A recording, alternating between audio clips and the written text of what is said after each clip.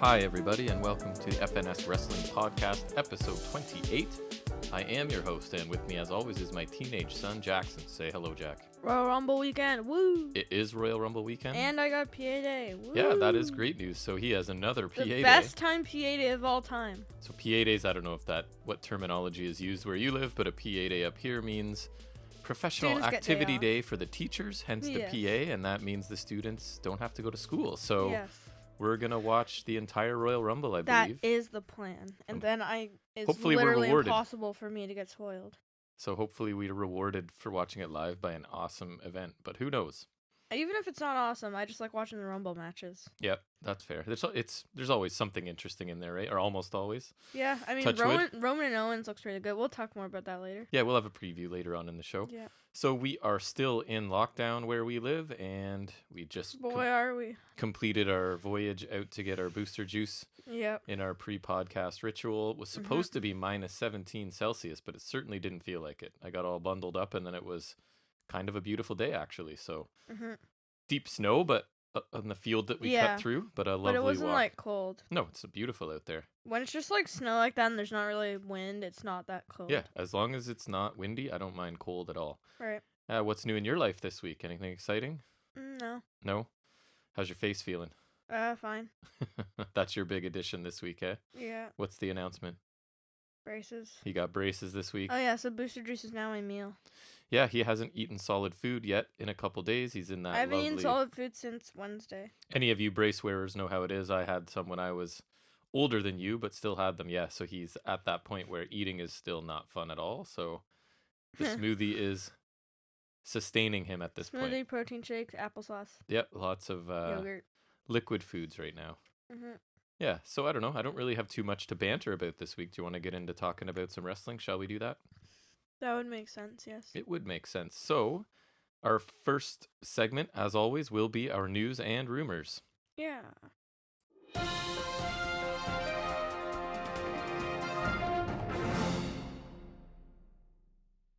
And the first thing I like to start out with is the ratings, and I'm going to do that again this week. Is that okay with you? Yeah. All right. So week 68, of the Wednesday Night Wars saw AEW Dynamite once again defeat WWE NXT in viewership and ratings. So Dynamite drew 734,000 viewers this week, which is actually down 14% from last week, and NXT averaged 720,000, which is up 9.3%. So very, very close this week. So a narrow margin of victory, 1.9%. Basically, when AEW does worse, they still win, just not by a ton. That is kind of the summary, right? So the key demographic... And it's happened before, too, right? So. Yeah, it does.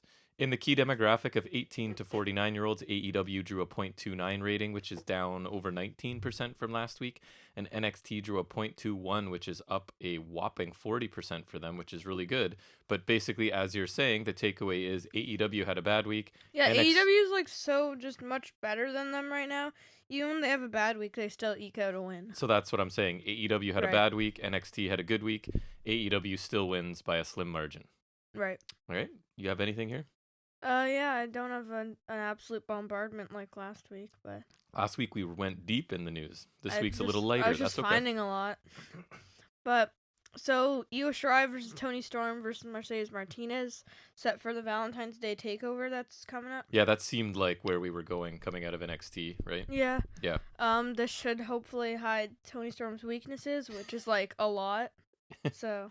Well, you can't complain about Shotzi this week, so we got Toni. It's Toni Storm's I'd rather turn. Just have Shirai and Martinez in a match, but whatever. I think the match will be good. I want to see it, so I guess that's makes it worthwhile. Yeah, it'll be good. It'll just be worse because Toni Storm. Yeah. We sort of talked about this on our walk to Booster Juice, but act like I didn't. Anyways, according to a report from PW Insider, WWE has filed a lawsuit against the United States Citizenship and Immigration Services.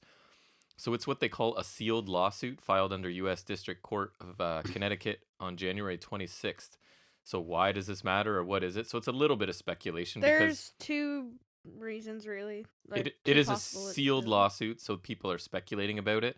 But it seems most likely that it would stem from WWE not being able to bring in talent from somewhere. Which would be either Walter or, I'm praying to God, it's Jay White. From somewhere outside of the United States due to current travel restrictions, Jay right? White, So please. I thought maybe Walter, but Mm-hmm. I don't know, Alexander Wolf seemed to get over here recently. Right. So So then maybe then that being said, maybe I think it's Jay White then, because if it was Walter, if they can bring Wolf over, then like surely they could bring Walter over, right? So maybe it's White because he's coming from like Japan, right, instead of the UK. you can so hope. You can get excited I don't about know, it. just that would kind of point to it, just because I feel like if they could bring Wolf, they probably would have been able to bring Walter, right? So I don't know. Apparently, Walter refuses or strongly does not want to live in America.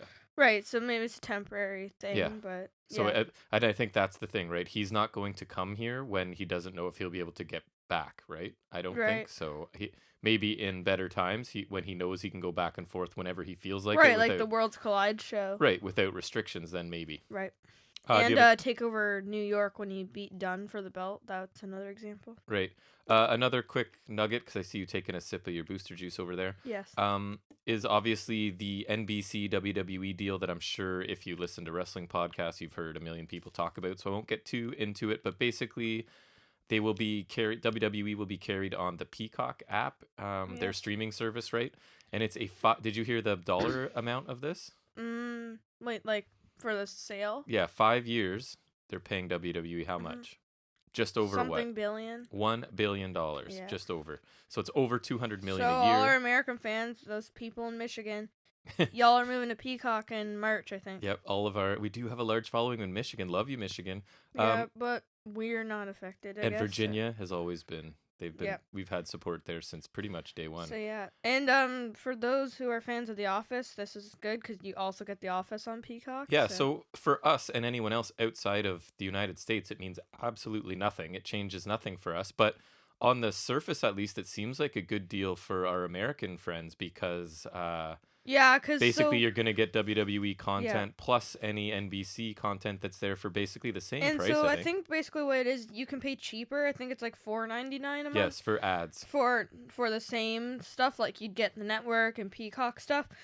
And then you basically could pay the same you pay for the network, and you would get no ads. So, like, honestly, you could just have the same pay price, and then you wouldn't have ads. So it's actually pretty good. So it looks like for the same price, you'll get WWE content plus NBC content. Plus so no ads. I don't know. Where I come from, more for the same price is generally a good thing. So I don't know. We'll see how it goes. It may be confusing when it launches, but I think generally it would be a good thing. Something coming from that, just it's not in my news, but I mentioned it to you, and because of this, ESPN, who was sort of in the running, I guess, to get some WWE contract as well. Yeah, because there was rumors that they were going to be getting like the pay-per-views and whatnot. Right, so they've now completely dropped any coverage of any WWE stuff, sort of seems like out of spite. So that's sort of the fallout from this, I guess. Yeah. Any other news from you? Yeah, my boy Penta's been gone, and apparently it's due to a visa issue, so... Did you hear that better be solved. I heard something about one of the beatdown angles. It was a fake Penta. Did you hear Really? that? Yeah. I don't know. I'd have to did look not into hear it that. more. I It was wouldn't sort of even know. like something I was listening to in the background or watching or something. Huh, But yeah, that's that was weird. the concept that it was somebody else in the Penta gear, maybe. I didn't even notice. No, me either. So, I'm not sure. Anything else? There's been a lot of different ways that you can, they've determined the number 30th entrant in the Rumble match, right? There is Truth and Carmella winning the mixed match challenge. There's been like qualifying matches and it's just random, but this year they're going big. We got Natalya versus Tamina boy. on WWE Backstage For free? to determine That match is pay-per-view quality yeah, for free. I know, and it's for the 30th entrant, the two biggest stars in the history of the world. You would I would have to sit down and think about a match I would want to see less than that. Honestly, like I can't just off the top of my head. And like That's the winner. This is possibly the least marquee way to determine the best spot in the Rumble. Like I don't even like knowing the 30th entrant, actually. Me I find neither, it takes but, like- away if you want to tell me the first couple or someone in the middle, but I don't like knowing who's coming just out tell me last. that they're entered, but don't tell me where they're entered. I kind of miss the old cheesy vignettes where they would draw the number and they would react to it and you wouldn't see. They did that in like 2015, Yeah. I remember. And yeah, they should do that. I was just watching a Attitude Era Rumble match was randomly on TV because we have the network as part one? of our normal cable package, so you can sort of flip through channels and flip to the WWE channel, which is sort of an interesting. You know which one it was? I don't. Who won? I didn't watch it to the end. I think Oh. it was one. I think it was Stone Cold's first win because So it that seemed would like he was be just 97. getting that character over. But they, for the first little bit, weren't doing the countdown or anything of the next entrant. It was just like when their music hit, you knew who it was. And then all of a sudden they started introducing the countdown clock like in the middle of the match. It was weird. Well, the countdown's been there for like a while. I know, but they weren't using it in this one until I Really? forget That's up to weird. whatever Because like we were entrant. watching the '89 Rumble and they used it. still had it, right? Yeah, I So think that's they were weird. just experimenting with stuff. Hmm. Anyways, But yeah, so anything else this for is news? stupid. Yeah, But that's yeah. William Regal's son Bailey Matthews is signed with WWE, and I think he's headed to NXT UK. I did see that. I know along nothing with about him. a batch of new recruits. Yeah, I don't know anything about him, but I did see that as well. Yeah, Hopefully he's good. I don't Second know. generation star, they'll love that. Regal was awesome and is pretty underappreciated. I feel like you have to be a pretty veteran, sophisticated wrestling fan to sort of appreciate him. Oh, you're sophisticated? Can you not mess with your straw or whatever you're doing over there? Sorry, I'm just trying to drink it. It's quite loud. Yeah. I don't have any other news. Do you have any other news? No. No? All right, then. I say we transition into our first in-depth review of the Wednesday Night Wars, and that is our look at AEW Dynamite.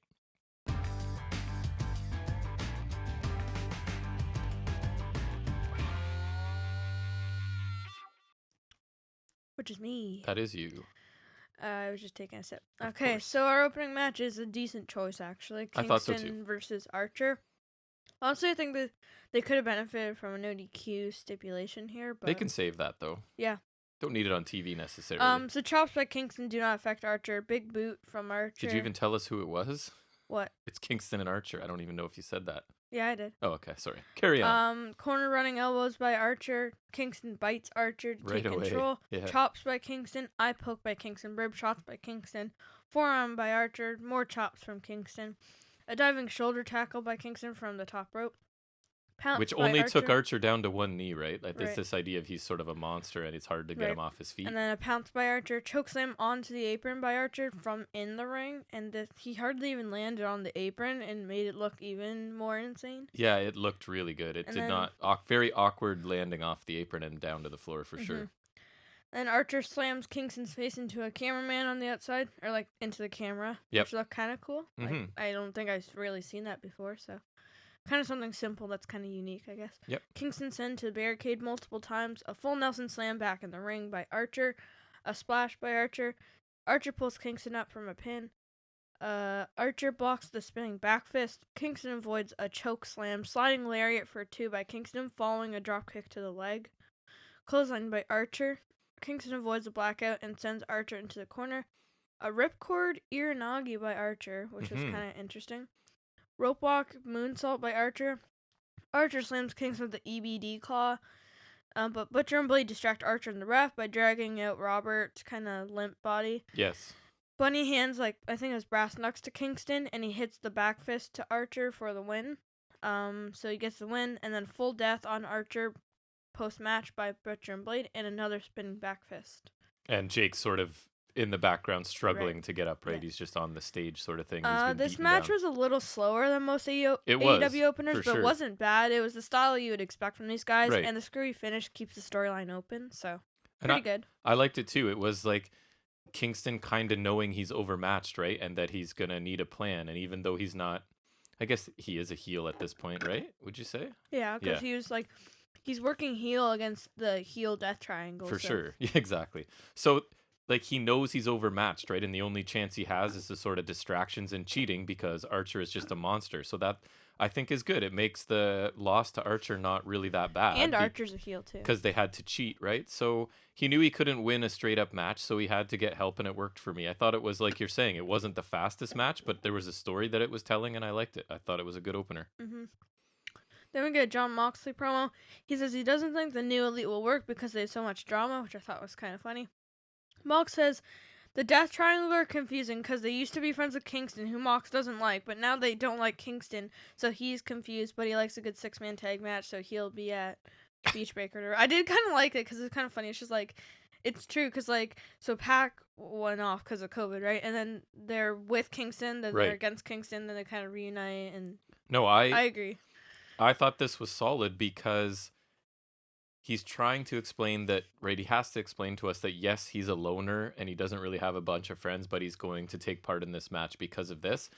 And I'm relieved because I get confused by, and I don't think he was just talking about one faction. He was kind of saying in general, right? He can't tell who's aligned with who anymore because one week these people come out with these people and then more people come out.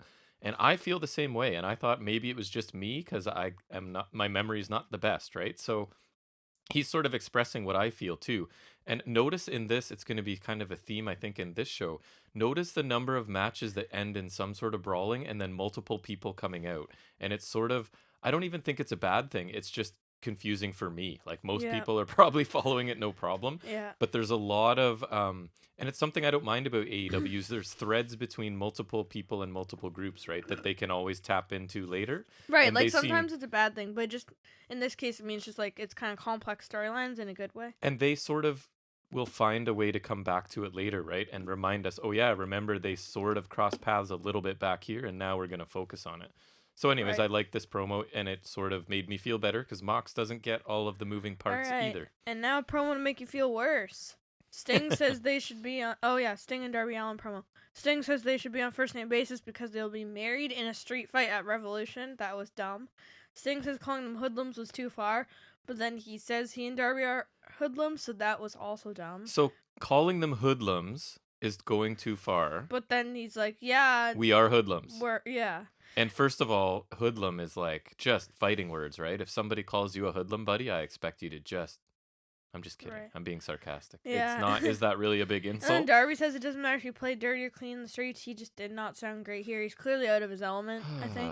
I agree. Darby and Sting both break windows, and Sting says it'll be showtime at Revolution. Then I just wrote, no. I do not want this. So, at all. Just to contrast, right? Darby Allin is doing these little weird vignettes every week where he never speaks and there's nobody else in them. And it's just him doing stuff, and we love them every week. And now you force him to partner with Sting, and I thought his speaking this week, and I'm talking about Darby Allin, I thought his speaking was bad this week too. And it's the lines Sting always sucks. It's the lines he's being given or the choices he's making. Whoever's responsible for the actual things he's saying are lame, and his delivery is a bit over dramatic. And I like him less and less every time I see him with Sting, and every time I hear, this has been 2 weeks in a row where he's barely said anything, Darby Allin, but I thought it's been cheesy and not good both times, so I'm not happy with this either. In this match, I literally don't want it in every sense of the term. Like, I don't want to see Sting wrestle. I don't want to see Darby Allin affiliated with Sting at all. I don't want to see Team Taz buried again, but all three of those things are probably going to happen in this match. Yeah, so I literally don't want this at all in any way. It is taking the shine off of one of our favorite original AEW characters. At the beginning and the middle of this year, he was doing amazing. Even like at the end of the year, he was doing great. And Sting just came and screwed everything And up. I kind of feel at this point like maybe we were biased in the beginning because we don't really want Sting there. But I feel like if you're just objectively watching this now, I don't think you can say this is helping Darby Allin. I feel like it genuinely sucks. Like it's not helping Darby Allin. It's not helping Team Taz either. Like. Anyways. I just think Team Taz has potential, but this is like going to squander it completely. I agree. I'm and afraid maybe that's what'll Darby happen. Too. Yeah. We could talk about that all day, but we should probably move on. Next, we get MJF and Chris Jericho, the now official tag team of the Inner Circle. That's right. Versus the Varsity Blondes, my favorite tag team. They might be growing on me. At least half of them. Anyways, Pillman? Go ahead. No, I thought actually Garrison looked okay here. Yeah. He's a little too skinny, though. Well, but that, whatever. I just body type. MJ says he embarrassed Garrison last time they faced off, so Garrison should just quit. Garrison attacks, and MJF flees the ring. And so now the match officially starts with Garrison and MJF. MJF is like, you want to face me? Too bad. And he tags in Jericho, which I thought was funny. Classic heel work. Pillman also tags in Brian Pillman Jr. Double team combo by the Varsity Blondes and a drop kick by Pillman. Clothesline out of the corner by Pillman. He kind of gets sent into the corner and kind of rockets out with a clothesline. A cheap shot from MJF followed by a forearm from Jericho. MJF tags in right before the non-picture-in-picture commercial break. Discus forearm by Garrison post-commercial break. Corner splashes and a double spear by Garrison for 2 on the Inner Circle. Right. And then we discover that MJF and Jericho are ranked number 5. Which means... And then I wrote all caps, where is their title shot? Instant title shot if you're ranked 5th. Next week. Next week it's gonna happen. Has to. No, it's gonna happen at Beach Break. It could. No, I'm just kidding. The tag team battle royal, probably not. Sorry, it's an inside joke if you're new listeners. We're not Yes. being serious. Maybe we are. Maybe we are. Pillman tags in, drop kick to MJF, super kick to Jericho for 2 count, low bridge by Pillman. I think it was MJF who got sent out. Someone got sent out. Drop kick to Jericho off of apron by Pillman. No, I think Jericho got sent out. Jericho then catches a springboard with the Judas effect, followed by a good lion salt for the win. And MJF and Jericho get the win. I thought the Judas effect looked pretty awesome. Mm-hmm. And then I thought it was funny that this week the lion salt has to be the finisher right after the giant botch last week. And I saw some spin saying, oh, there hadn't been this was recorded, right? So he hadn't heard the backlash of missing the moonsault yet. Yeah, right. Like, what other possible reason is for him to change the order of his signature moves and not finish with his finisher after almost killing himself on the move? He did hit it really, really well here. I'm not saying that. It's just clearly this was like a, hey, internet, I can hit this move. I thought this was a decent match, but Varsity Blondes are definitely not good enough to get this much offense against 2 very established upper card stars. They didn't look terrible here, but they're not great either. Yeah, to me. that's fair. Decent match, but I don't need to keep seeing the Varsity Blondes. See, for me, they're starting to grow on me a bit because we are seeing them so much. So maybe they're now just part of the mix, right? It feels like they're less of a team that's on Dark, and it's more of they're just a low card tag team on Dynamite, which I was okay with this match. I thought Garrison looked better than he has before.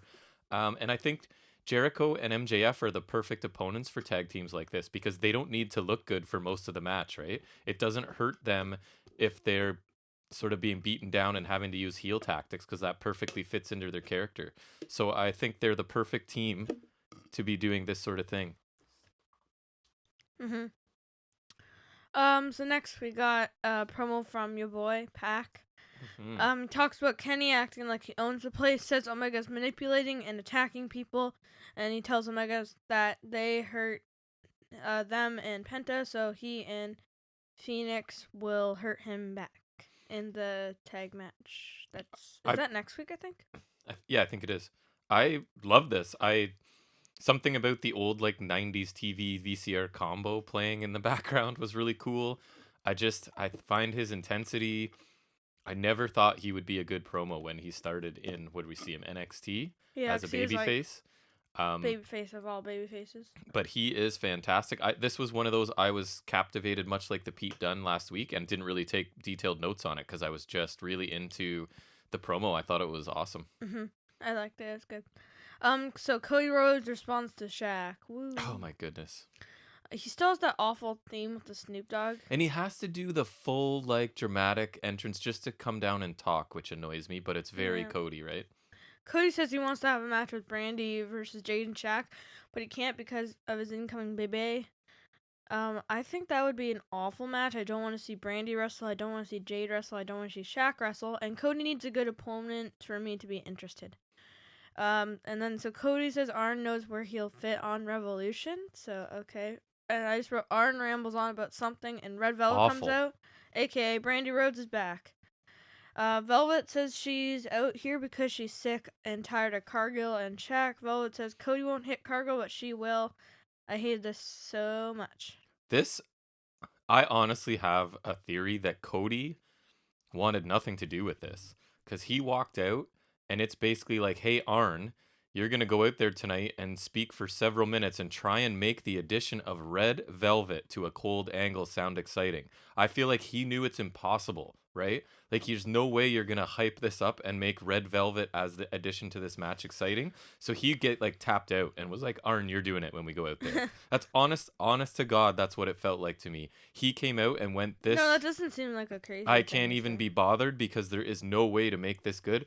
And I understand they had plans that are having to drastically change because of Brandy's pregnancy, but it still doesn't mean it's good. This was never good from the start. No, this was brutal. The second I saw Jade Cargill, she looked like the exact person I wouldn't want in AEW. She talked like the person I wouldn't want in AEW, and then brought up Shaq. Yes, another person I don't want in AEW. And Arn just rambled, and really, it was really bad, and I felt like Cody knew it was going to be bad, and this was him just trying to take a slight step back from it, almost. Yeah, this was just not good. I have zero desire to see this, other than maybe like the whole like car crash part of it, right? Like this might be just awful. Yeah. So there could be Honestly, that. this is about as appealing to me as Sting and Darby Allin teaming up. So Right. So the only reason I'd be interested is to see something because we know it's bad. Because you know it's awfulness. bad. That's the only interesting bit. Sorry, AEW. Kip Sabian and Penelope Ford promo package for a wedding next week. Penelope and Kip say love and accept each other. Blah blah blah. And then Miro says he'll be there with Charles. Because why wouldn't he? He's the best man. This wasn't bad per se. It's just angle. Another angle I don't care about. I want to care about it, but I just can't. At least they stuck the stuff I don't care about back to back here. That was nice of them. That's true. Yeah. I want to care about it, but no, I don't. I don't. I know you do. You love what's his face, Sabian. Yeah, but honestly, he hasn't had a match, and they haven't played his theme in a while. Well, so. I like that you're honest about it. Just because you like him doesn't mean everything they give him to do is good, right? They're not even like playing his theme, so like, what's the point? What is the point? Right. Hangman Adam Page versus the debuting Ryan Ziegler. Oops, I mean Nemeth. Right. Which they never mention, right? They never mention who his brother is or anything. Right. I don't know how they would though, right? So. Yeah, I don't think they care that much, and maybe they just expect people to know. I don't know. Yeah, I mean, I didn't know because I only knew because I saw a news story, but like, the Nemeth name for people who know will ring a bell. And even his style and his mannerisms and stuff, right? Like once you're watching them, there's some very Dolph stuff there. Yeah. So holds and counters by, well, both. Sorry, I just wrote holds and counters, and I was gonna say by, because I have that on my notes, but it's not even there, so I don't know why I said that. Don't worry about it. Boot by Hangman, corner chops by Hangman, Nemeth on apron, springboard clothesline by Hangman. I still write Hangman, even though I could just write Adam or Page. You could. I use Page a lot. I use Hangman. I don't know. I just do. Slingshot plancha by Hangman, usual offense here. Dropkick by Nemeth for a 1, and Matt Hardy's now coming to ringside. Neckbreaker by Nemeth for a 2 count. Clothesline out of the corner by Hangman, kind of similar to what we saw in that tag match. Spinebuster by Hangman, pretty nice one. Corner clothesline, and then a sliding lariat for 2 by Hangman. Hangman flips out of a German suplex and hits a discus forearm. Then a big clubbing clothesline and the buckshot lariat for the win. And then Matt Hardy's clapping after. Tony Schiavone comes down the ring for an interview. And then Hangman kind of calls Hardy back to the ring. Hardy says he didn't want to create a scene and he just wanted to support Hangman. Matt says he's concerned because Hangman seems lost. Matt says Hangman didn't deserve to be burned by the Elite. And Matt says the Dark Order's constant recruitment is kind of awkward, and he says Hangman deserves better. And Matt says he sees Hangman always dressing in the hallway, so he says he's welcome to use his dressing room. Kind of like a slow recruitment. It's kind of interesting, actually. I agree. Despite me wanting Hangman as a lone wolf. Sorry. Me too. I thought it was basically an enhancement match, and it was fine. Page didn't really bring out his big offense, I don't think. I also think Nemeth needs to differentiate himself from Dolph Ziggler more. He had like similar hair, similar ring gear. Well, obviously not now. Ziggler wears tights now, but you know what I mean, when Ziggler used to wear trunks, and he's also doing like, you know, where he, the hip swivel or whatever, and like there was some mannerisms very similar to his brother. Just way too similar in my opinion. I thought it was mostly clothesline and chops, not the usual Page offense. Nemeth didn't look bad in the loss. I liked the Hardy. So this was him really doing this carny thing, right? They keep referring to him as basically a carny. And this idea is he's looking to make as much money as possible. And as we all know, Hangman Adam Page is money, right? Like this guy is going to be huge. So he's going to make it seem sympathetic. Right. And I think that this is the Predator, right? Like trying to single out the weak one of the herd sort of thing. That this is like an at-risk guy that he's trying to find the right way. Right, and he's not pushing the recruitment right now. He's going to make it seem like kind of like a friendship kind of deal. Because he's sort of sized up Page, I think, correctly and sees this is what this guy needs right now. Is just somebody to be there that wants nothing from him, right? And I think it's a pretty good strategy. Right, and slowly, I think he'll want more and more from him. Maybe he'll eventually lure him into a contract like he did with Private Party. But I like this because it's it looks like it can be another slow thing they bring along. Page is super interesting in everything he does. Matt Hardy was actually quite interesting as well. I thought so too. This was, I'm interested to see where this goes. Yeah, I just like the kind of subtle recruitment. It's like, he's not technically recruiting right now, but you know it's going to get there. It's baby-stepping it. You know it's going to happen, but it's just interesting to see how they get there. It's similar, but not too similar. Like, it doesn't bother me to what MJF is doing, right? Yeah. Like, he's trying to same like kind of motive, I guess. You're trying to figure out each character and what's the best way to motivate them and manipulate them to and sort get of do what that. you want, right? Exactly. Yeah, those So I are liked quite it. similar. Yeah, it was quite interesting. Next we got Dax Harwood versus Luchasaurus. Why did I write Luchasaurus? I don't told you know. that. Remember, I said that the last week I can't remember if it was on the podcast, and I said that apparently most of the talent and stuff are really looking forward to this Yeah. match. Now I see why. Really? I thought, yeah. It was Anyways, good. But, go ahead. I wrote Dax Harwood versus Luchasaurus for It is some not. reason, so that's my bad. It is Jungle Boy. It is. Cash Wheeler and Tully Blanchard are handcuffed to Luchasaurus to prevent interference, and they all be sitting on steel chairs. Yep. Holds and counters, dropkick by Jungle Boy. Dax retreats back in the ring, and a corner uppercut by Dax. Chops by Jungle Boy. A knee to the midsection by Dax. And then he goes shoulder first in the ring post while Jungle Boy avoids a move. Uppercut by Dax. Back suplex by Jungle Boy. And Jungle Boy is shoved into the barricade by Dax on the outside. Back elbow forearm combo by Jungle Boy post commercial break. Belly to back suplex for 2 by Dax. Strikes by Jungle Boy. Jungle Boy escapes powerbomb and flips out of a German suplex and then hits a super kick. Clothesline by Dax Harwood. Slingshot powerbomb for 2 by Dax, which looked pretty cool. Really nice. Backstabber by Jungle Boy and German suplexes by Jungle Boy. I believe it was 3.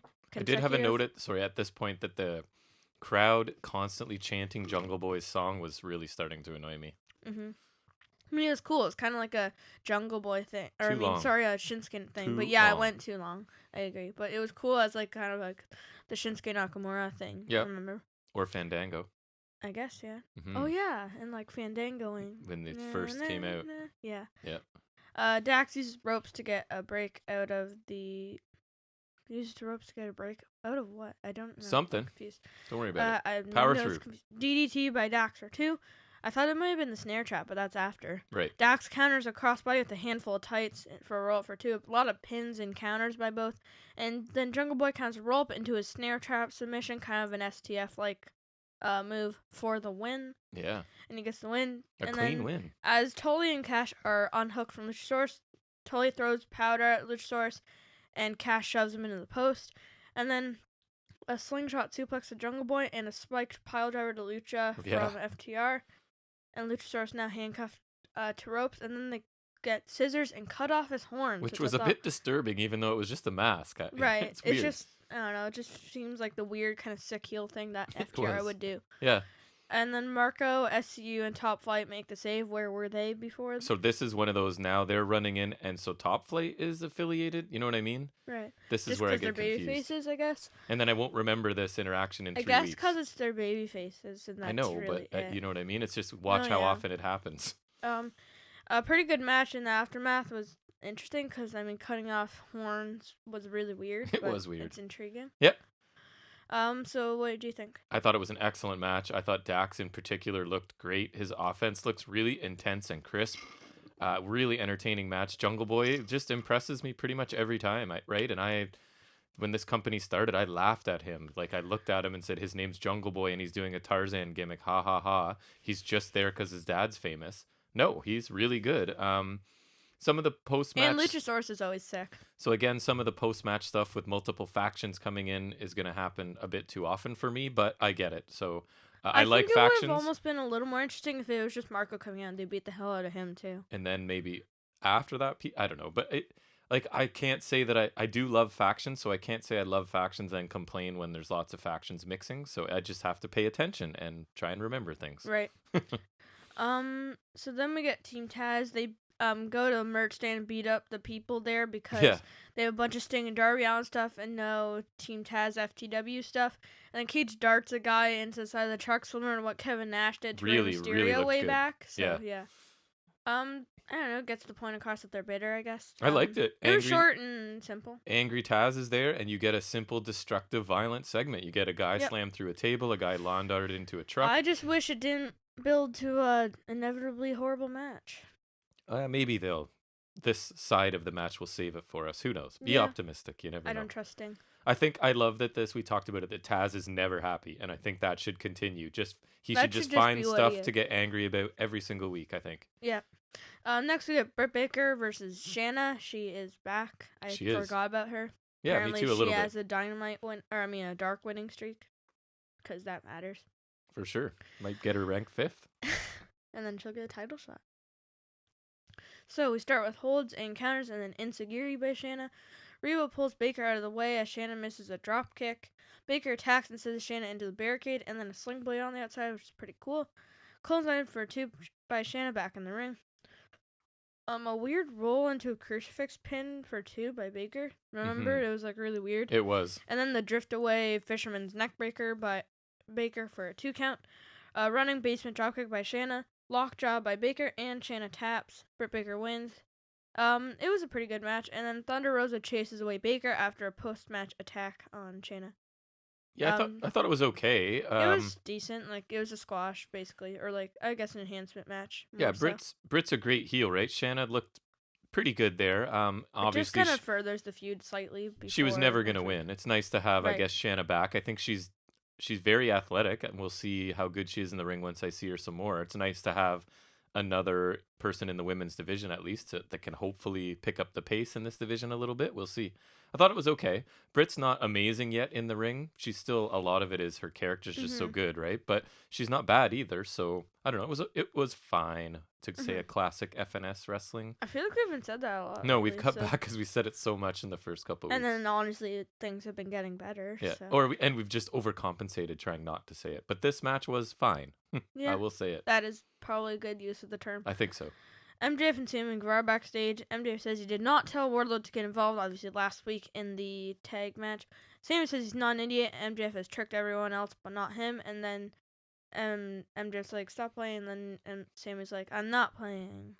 I like the dynamic here a lot because it's that MJF knows that Sammy knows, but he can't acknowledge out loud and sort of remove all doubt, right? So when he said that, are you sure you want to play it this way? I loved it because that's kind of him subtly going, I know that you know that I'm full of crap, but I can't admit that, right? I still have to keep that deniability because then Sammy could go to the group and go, he admitted he's full of crap to me, guys, right? So even though MJF's like, I know that you know, I can't admit that I know that you know. So I know that sounds ridiculous, but hopefully that makes sense. And that's why I liked it, right? And that Sammy's, I'm hoping, the one that's going to sort of turn face out of this because I think he would be a super baby face if crowds come back. And I like the dynamic between him and MJF a lot. Sammy's got a weird character for a baby face, but like it could work. It will. He'll drop the super arrogant part because he's a pretty decent heel too. And his offense and moveset screams babyface, right? If you sort of just change his character a little bit. And I think imagine him and MJF feuding, just... That could be pretty good. Yeah, right? 2 young guys, future of this company. They could feud now and then years down the road come back to it sort of thing. So I like the dynamic here. I like the subtle, is this the way you want to play it? It would be kind of cool that MJF knows that he knows that. Right? I think that's the way I interpret it, right? That it's I think that makes it really interesting. You're right, but I can't tell you you're right because I have to keep this appearance going, right? So let's see how they can work that now. And you can't tell them because no one would believe you. Because I'll still deny it because I haven't admitted it, right? So I can still say he's just misunderstanding what I'm saying, you know? Yeah. So Beach Break next week got a bunch of matches. Tag Team Battle Royal for Revolution Tag Team title shot. And the Young Bucks are in it, which I was confused. But if the Bucks win, they get to choose their opponent. So I mean that's kind of interesting. I guess. That's interesting. Yeah. Kip Sabian and Penelope Ford's wedding next week. I mean we'll see what happens. Britt versus Thunder Rosa next week. That could be cool. I hope so, yeah. Kenny Omega and the Good Brothers versus Moxley, Pac, and Phoenix. If this had the Bucks and then Penta instead of Phoenix, I would be the happiest boy. I think it'll still be good. Anderson is awesome, and Gallows, like we're seeing, right? He'll either step up for a little bit or he'll just barely do anything in the match. So that's fine, too. Yeah. Either of those options and is Serena D versus Riho. Oh, returning Riho, that's right. In the Eliminator tournament. It could be okay. I mean, I'm hoping to somehow... Her offense does not look good, and she's just so bland. I know, but I'm hoping like you were hoping to sort of see the good side of Thunder Rosa, and we sort of are now. I'm hoping the same, because people love Riho, so there's got to be something about her. I hope we see it this time. Yeah, but people also love Toni Storm. I know. We were not a fan of her last time, but we like Serena Deeb in ring, so hopefully they can have a good match at least. I don't know. Yeah, it'd be interesting if Deeb won the tournament, and then tried to be double champion. I just think that could be interesting. Yeah. I mean, but if Baker's in the tournament, then she has to win. I'd like to see some character work for Deeb then. Yeah. In some vignettes or something where I learn something about her would be nice. If they're going to make her that other prominent. Other than to that, she's yoga mom or whatever. Right. So then we get Young Bucks and Good Brothers promo. Good Brothers said they'd like to beat up Jon Moxley, which was a reference to their beat up John Cena thing from WWE. And also Kenny comes in and is mad at the Bucks for beating up Callis, but then they're acting like they didn't do it, so it's almost like... I think it's going to turn out that they didn't, and that Callis is faking it, and it's all, again, trying to drive a wedge between Omega and the Bucks. Or maybe someone else did it. Yeah, could be. Maybe it was Tama Tonga. And I'm wondering if the dropped camera, when he told the camera people to leave, at some point there's going to be footage that comes back. Yeah. Because remember, he sent the camera people away, and I think the camera was just sitting on the floor or something. Yeah. So I'm wondering if we're going to... Or like on the couch or whatever. Yeah, we're going to come back to that, and it picked up even audio, right, of what someone else's... I don't know. Maybe it was Tama Tonga or Bad Luck Fale or Bad Luck Fale. Let me think. I'm thinking. He is one of the worst. Maybe it was Jay White. When I was watching New Japan regularly, I couldn't understand how Fale was working with all of these like amazing wrestlers. I think he's better now, but or maybe it was Jay White. Yeah, could be. Or someone else. We can always hope. Maybe it was Hangman. But yeah, I thought the Good Brothers were doing their annoying shtick here that I don't really like. Callis's character's good. I did like the beat up Jon Moxley though, because it was a nice reference. And Callis is such a slimeball heel right now that I think it's more than likely that he is making up the whole Young Bucks attack. Yeah. Would be most consistent with his character. Yeah. I'm just trying to think of Bullet Club people. Anyways, moving on. So then we get Good Brothers and the Young Bucks versus the Dark Order. Is this our main event? I think it is. Yes, it is. I know I didn't write. I usually write main event : and I didn't either. So. I don't. I just usually know, at least. Or usually, like, is this our main event? And I'm like, yeah. And you kind of look at the who's in it and go, yeah, it probably is. Well, and then, I just looked at the bottom and, like, my show ratings at the bottom, so there's no match or whatever after this. All right, so we got a nice 8-man tag here. AEW are usually pretty good at these. Yes. We'll get Anderson and Uno to start. Not a bad starting combination there. Agreed. Back and forth. Silver and Gallows tagging. Gallows laughs at Silver. Go on, say the thing that you were saying. About this. Oh my goodness, he does his best WWE and he just drops on a knee to match Silver's height. Mocks his size repeatedly. Like we talk about how AEW doesn't do this. They literally do the opposite of that with John Silver. And Gallows just can't help himself because it's Gallows. The first thing he has to do is repeatedly mock Silver for being small. Right. And it's just like because Silver's great. So Same as soon as the who was it, Layla Hirsch walked out for her match, and JR's like, she's 4'11", folks. Like, oh. Thanks, JR. I didn't know that. You just wait, and if you want to do that, you wait until she dominates and does something super powerful or whatever, and then you say, and she's only 4'11", folks. Or like say she's 4'11", folks, but like she can still do amazing stuff. Anyways, it bugged me. So Anderson cheap shots Silver when they start getting going, but drops down to make Silver think it was Nick Jackson, and he takes out Nick. So kind of interesting there. Mm-hmm. So Matt Jackson tags in now. Double team move. I think it was Jackson and Gallows it would be. And now Reynolds tags in, and so does Nick Jackson. Double team by somebody. I didn't write who. I have double team moves by the Bucks into a bulldog drop kick. I believe. That makes sense. Sorry, that was my fault. That's okay. Bucks take out Dark Order, so that also makes me think it was the Bucks doing that. I think so. Anderson tags in. Bullet Club all beat up on poor old Alex Reynolds. They do. Gallows is now legal. Woohoo! Matt tags in after a few shots from Gallows. Unsarcastic woohoo. Anderson sweeps Reynolds' legs, and Uno does the same to Matt. Like, he kind of takes him down, and they fall on their face. Right. So. Yes, face first. Uno kind of like, if you're going to do that, I'm going to do that, And they did. Grayson tags in. Grayson takes up both the Bucks. Hell yes, do Grayson. Loves to Grayson. Anderson tags in. Frog splash by Grayson for 2. Anderson versus Grayson. That'd be an interesting, tag team one-on-one. Silver tags in post-commercial break. A flurry to Nick Jackson. Silver takes out the other Bullet Club dudes on the outside and just another flurry. Another flurry to Nick for 2. Uno tags in. Uno gives the foot to the ref and hits the neck breaker. Yes. He does his ref-assisted, ref hold my foot, neck breaker sort of thing, yeah. We're bringing it back. Yep. Uno misses a big swanton bomb. Matt tags in. A double Northern Lights suplex by the Bucks. A double clothesline to Silver and Reynolds by Matt, because that's usually what he does. Corner clotheslines by Matt. Combo by Silver and Reynolds, followed by fatality. Yeah, but Anderson breaks the pin. That spot, the Dark Order combo ending in the fatality was awesome. In any other scenario without Anderson, that would have been a match ender. Yes. Without a doubt, because those are the team's kind of respective finishing It looked bits. awesome. So combining those was just great. Yes. I agree. It's like a super finisher. Super kick by Nick to Uno, and then in the Escalera into the top turnbuckle, and then the Spaceman plancha To the huddled onto crowd. the pile. Yes, by Nick. Apron powerbombs by Bullet Club kind of around the ring. Yeah, Quadruple super kick to Grayson, but Uno breaks the pin. A magic killer to Uno, and then a melter driver by the Bucks to Grayson for the win. And then we get a post-match Cue promo. the beatdown run in. Here we go. Talk about it. And then, well, we actually got a decent promo here, but Matt talks about the Tag Team Battle Royal and how they've been inserted, and they'll handpick opponents if they win. Matt says it could be anybody, and then he looks towards the Good Brothers. Then Phoenix attacks. Don't know what he was trying to do here, all by himself. Right. But Mox makes a save. Penny tries to attack Mox sneakily, but he's caught with the paradigm shift, which is always nice because I love that move. I thought this was a pretty good main event. Like I said, AEW have mastered the multi-man tag, and thank God Gals wasn't too involved. I agree. I thoroughly enjoyed the main event. I thought that Dark Order sequence was definitely the highlight. Me too. And the flurries by Grayson and John Silver. John Silver is so good, I think. The more I see him, the more if they had like a I'm cruiserweight impressed. division, he or Pac would like own it.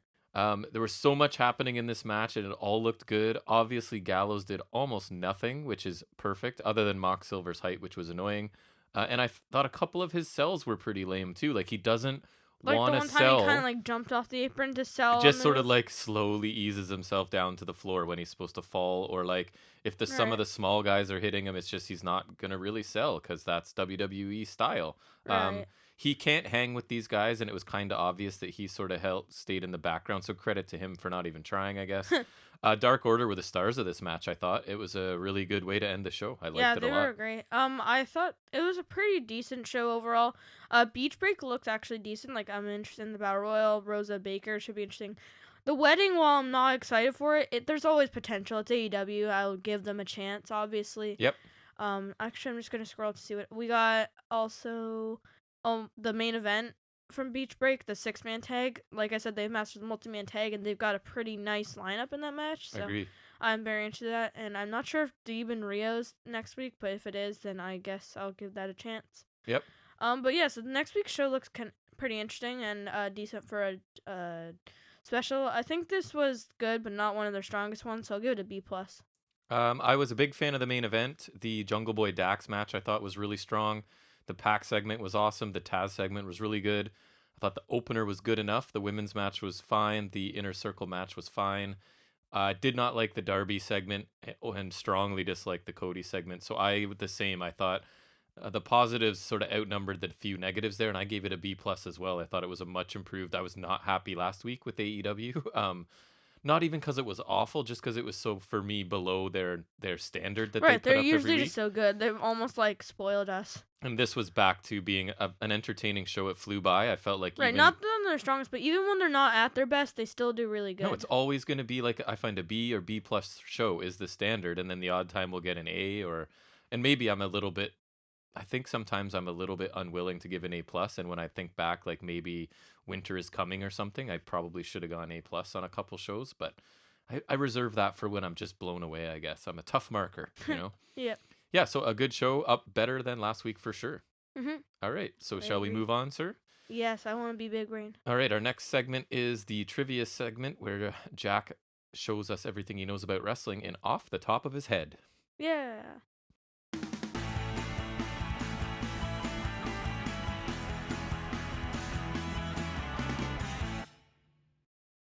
So this week, I don't even know why I went down this route, but it's going to be fired wrestlers and wrestling personalities. So Alright. I summarize their firing. You tell me who it is. Okay. All right. It's from the Sportster, Sportskeeda. I don't think I hit Wikipedia for this one. I try and make a list of my references. Anyways, let's go. Number 1. In 1987, the year Princess Bride that we just watched for movie night last night, it was made. Yeah. This wrestler was still a top star for WWE when he and Jim Duggan were pulled over by the cops for possession of drugs. The arrest was bad enough, but back then WWE took kayfabe seriously. So having two arch rivals publicized as riding together was even more embarrassing. So it wasn't the fact you got caught with drugs. It was the fact that a heel and a babyface were. So while Duggan kept his job, this man, once a top rival of Hulk Hogan, was let go. And one wonders if this firing may have been the first step on his road to madness. Because now Roddy Piper? No. Paul Orndorff? No, think older. Bob Orton. Think, here's an obscure hint for people. Think one of my thumb wrestlers that we have. Iron Sheik. Correct. Really? Very good. He was feuding with Duggan? I still have 2 sets of thumb wrestlers from back in the 80s. Yeah, you have Hogan, Piper, Hillbilly Jim, and Hogan. That's right. Hillbilly Jim. Amazing. All right, next one. Few wrestlers are examples of stars ruined by personal demons more than this wrestler. He'd always battled... Scott Hall? Yeah. That's funny. It was either him or Jeff Hardy. All it is he's struggled more than most people. Who's done all the drugs? Scott Hall. It's him. It was either him or Jeff Hardy. Let's be honest. So it's the rest of it was he's always battled with drinking problems, but they got worse in WCW. He arrogantly brushed off concerns as he felt he was untouchable. He was wrong with WCW finally releasing him in 2000. He returned to WWE in 2002, but only lasted a few months before his drinking and ego got him released. And in TNA, he managed the epic feat of being fired at least 3 times over the years for his problems. Nice. Good job, Scott. Sure, a lot of folks joke about wanting to throttle Vince McMahon, but one guy actually went and did it. Bret Hart? Nope. He punched him. This wrestler was getting a push in 1992 as a brutal former prisoner out for revenge on out for revenge on the big boss man. Really? He punched Mitch, or like he hit McMahon? That is the story. The man thought he was deserving of a raise and went to see Vince. One thing led to another, and before you knew it, this soon-to-be-fired wrestler was beating on Vince. He famously tried to testify against McMahon in a 1994 trial when even Vince's biggest haters were on his side, wanting this guy gone. So yes, nails. Wow, that's correct. Weird. I just knew the prison thing is the dead giveaway. Like, who else has that gimmick? It's one thing to be the wild guy in the ring and another to be that way in real life. This wrestler had a decent run in WCW as cruiserweight champ and with a feisty temper. During a 2000 tour of Australia, a high and naked this guy brawled with police officers at a hotel. Conan? Nope. Naturally, he was fired before he even got on the plane home. He seemed to clean himself up for a run in WWE that ended when he openly defied orders and performed a 450 splash that fractured Paul London's face. Billy Kidman? Nope. So he hits a 450. He used to have a mask early in WCW and was later unmasked. And his nickname was Juice. Juventud Guerrera. Juventud Guerrera is correct. Oh, I did hear a thing that he was a not nice person. No. There you go. In 2002, this star was making a promising comeback in WWE and looked ready for another shot at the upper mid-card. Then came the trip known as the plane ride from hell. Had this man stopped with just his usual pranks, that would have been okay. Instead, he decided it was a great idea to get drunk, challenge Brock Lesnar to a fight, and nearly open the emergency door in flight. He was immediately fired and would pass away a year later. One of my faves, mid-carder, heel, growing up. Sean O'Hare? Growing up, a mid-card heel? No. Mr. Perfect? Correct. Really? How is your first guess Sean O'Hare? I don't know. Didn't you say Brock Lesnar? Yeah, he tried to fight Brock Lesnar on an airplane. I just thought Sean O'Hare was around that time. That's funny. This star may not have been a top worker. I think you'll get this one. But he was one of the best mic guys in WWE. He and his tag partner took off in NXT, but an injury hampered this man's rise on the main roster. Enzo. Correct. Enzo Amore. WWE still saw something in him and pushed him as a cruiserweight champion. This blew up in their face when the man's massive ego got out of control and annoyed several co-workers, etc., etc. All right. I think you'll get this one as well. It's amazing someone only 24 years old is already burning bridges. This star became Knockouts champion, then the first woman to hold the world title of a major company. Tessa Blanchard. Aunt Tessa Blanchard, that's correct. This was despite allegations of this woman bullying and using racial slurs on workers in the past, etc., etc. Yes, we've met Tessa and had pictures taken with Tessa before we knew she was such a lovely, lovely young woman. Sick. I was a huge fan of her, but yeah, we were there when she won the Knockouts title, actually. Yep. But now not so much, unfortunately. She is, I think, the best women's wrestler in the world at this point, or one in the top couple. Yeah. But you can't hire her. She's just unhireable, unfortunately. Mm-hmm. All right. 2 prominent firings for this man in 2 different promotions. First, in WWE, he slapped a worker backstage for making a slur on his Mexican heritage. While some would argue that was justified, it wasn't seen as proper behavior. He would eventually return only to leave WWE for TNA. Under a slightly different name, he won the TNA World Heavyweight Championship with a promised main event push. Then, domestic assault allegations emerged and he was suspended. The final straw saw him no-showing a TNA show for Lucha Underground, so he was fired. Famous dirtbag in the wrestling world at Alberto this Del Rio. Do I know how to give hints or not? A famous dirtbag, Alberto Del Rio. Hispanic heritage. Giant Impact dirtbag. Wrestling, world champion, douchebag. Yeah. Yep, you got it, buddy. Oh, that's funny. Okay. This guy. He is a So I'm going to give you a hint to start because this is hard. Think, going back to a bonus episode we did. Oh my goodness. What was our first bonus episode? It was either Wrestling Society Yes. X or something. So think WSX for this one, okay? It's a shame that a guy as talented as this man. Six pack? Nope, seems to be his own worst enemy. Vampiro. He should have lived up to the family legacy as a champion, and WWE wanted to use him, but realized that his nasty backstage attitude, Teddy Hart. correct, was too much to take and let him go. He was hired by Ring of Honor, which led to the now infamous match where he no-sold injuries, performed several moonsaults when the match was over, and vomited at fans. Nice. All right. I just knew WSX Family Legacy. Next one. That Got a few makes more. sense. 1993. The plans for this man to defeat Vader at Starrcade, and WCW even did tapings of him with the belt. A month before the show, he and Arn Anderson got into an infamous fight during a tour of London. It led to this Sid? man, correct. What did he do? I just remember they tried to stab each other or something. I was in the middle of that sentence. It led to this man stabbing Arn in the arm with a pair of scissors. Yeah, that's it. Which got them arrested. Good. So he got fired and Ric Flair won the belt instead. So one of his record championships he owes to Psycho Sid being a Sid psycho. Justice, Sid Vicious. Next one. This man was one of WWE's longest tenured employees before he was dismissed back in 2019. Howard Finkel? Nope. Not too far off, probably. The WWE Hall of Famer was employed by WWE from 2001 through the current era until a problem at a live event caused Vince McMahon to utter those infamous words. According to various reports, Alicia Fox turned up at a WWE live event while intoxicated, and at the time, this man was the agent for her match. Despite obviously not being in condition to perform, this man allowed her to wrestle. Think AEW right now. Earl Hebner. Nope, it's not a ref. This angered Vince, and this legendary performer was fired. Jake Roberts. Nope. Close. Manager of similar vintage. Taz. Nope. Close. Dean Malenko. Manager in AEW? I don't know. He's in AEW. Arn Anderson. Oh.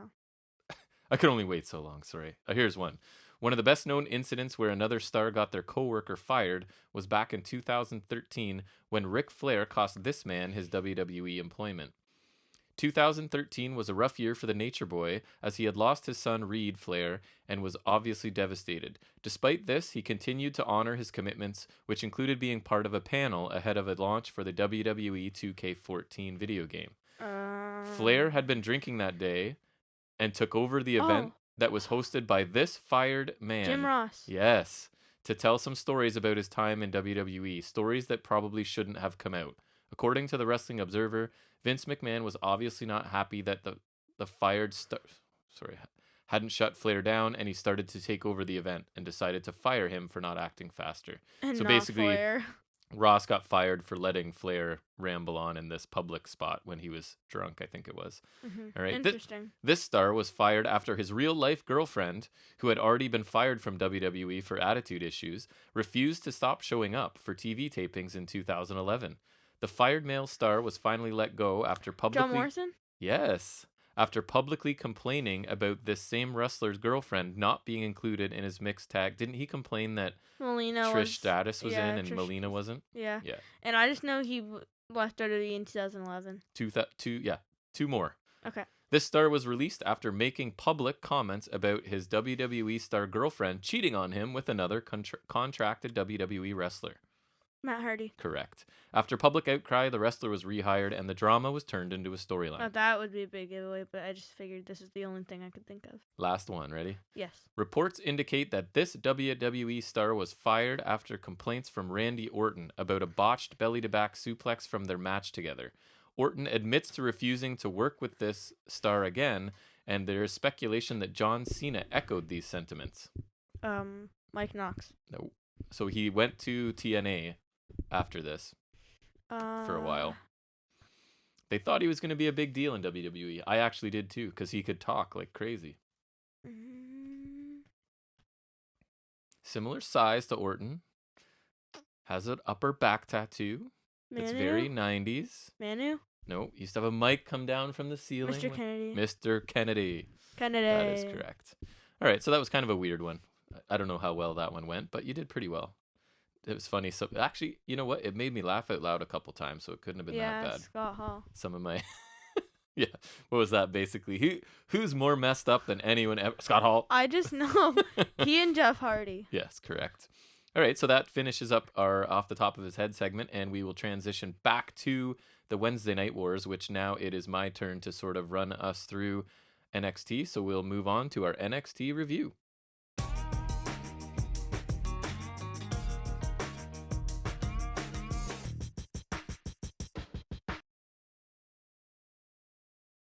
So we start with a recap of last week, including the Fight Pit. Fight Pit. I knew it. I had to pause. The Dusty Cup and Balor needing a tag partner, and asking Kyle O'Reilly was a nice little refresher for me.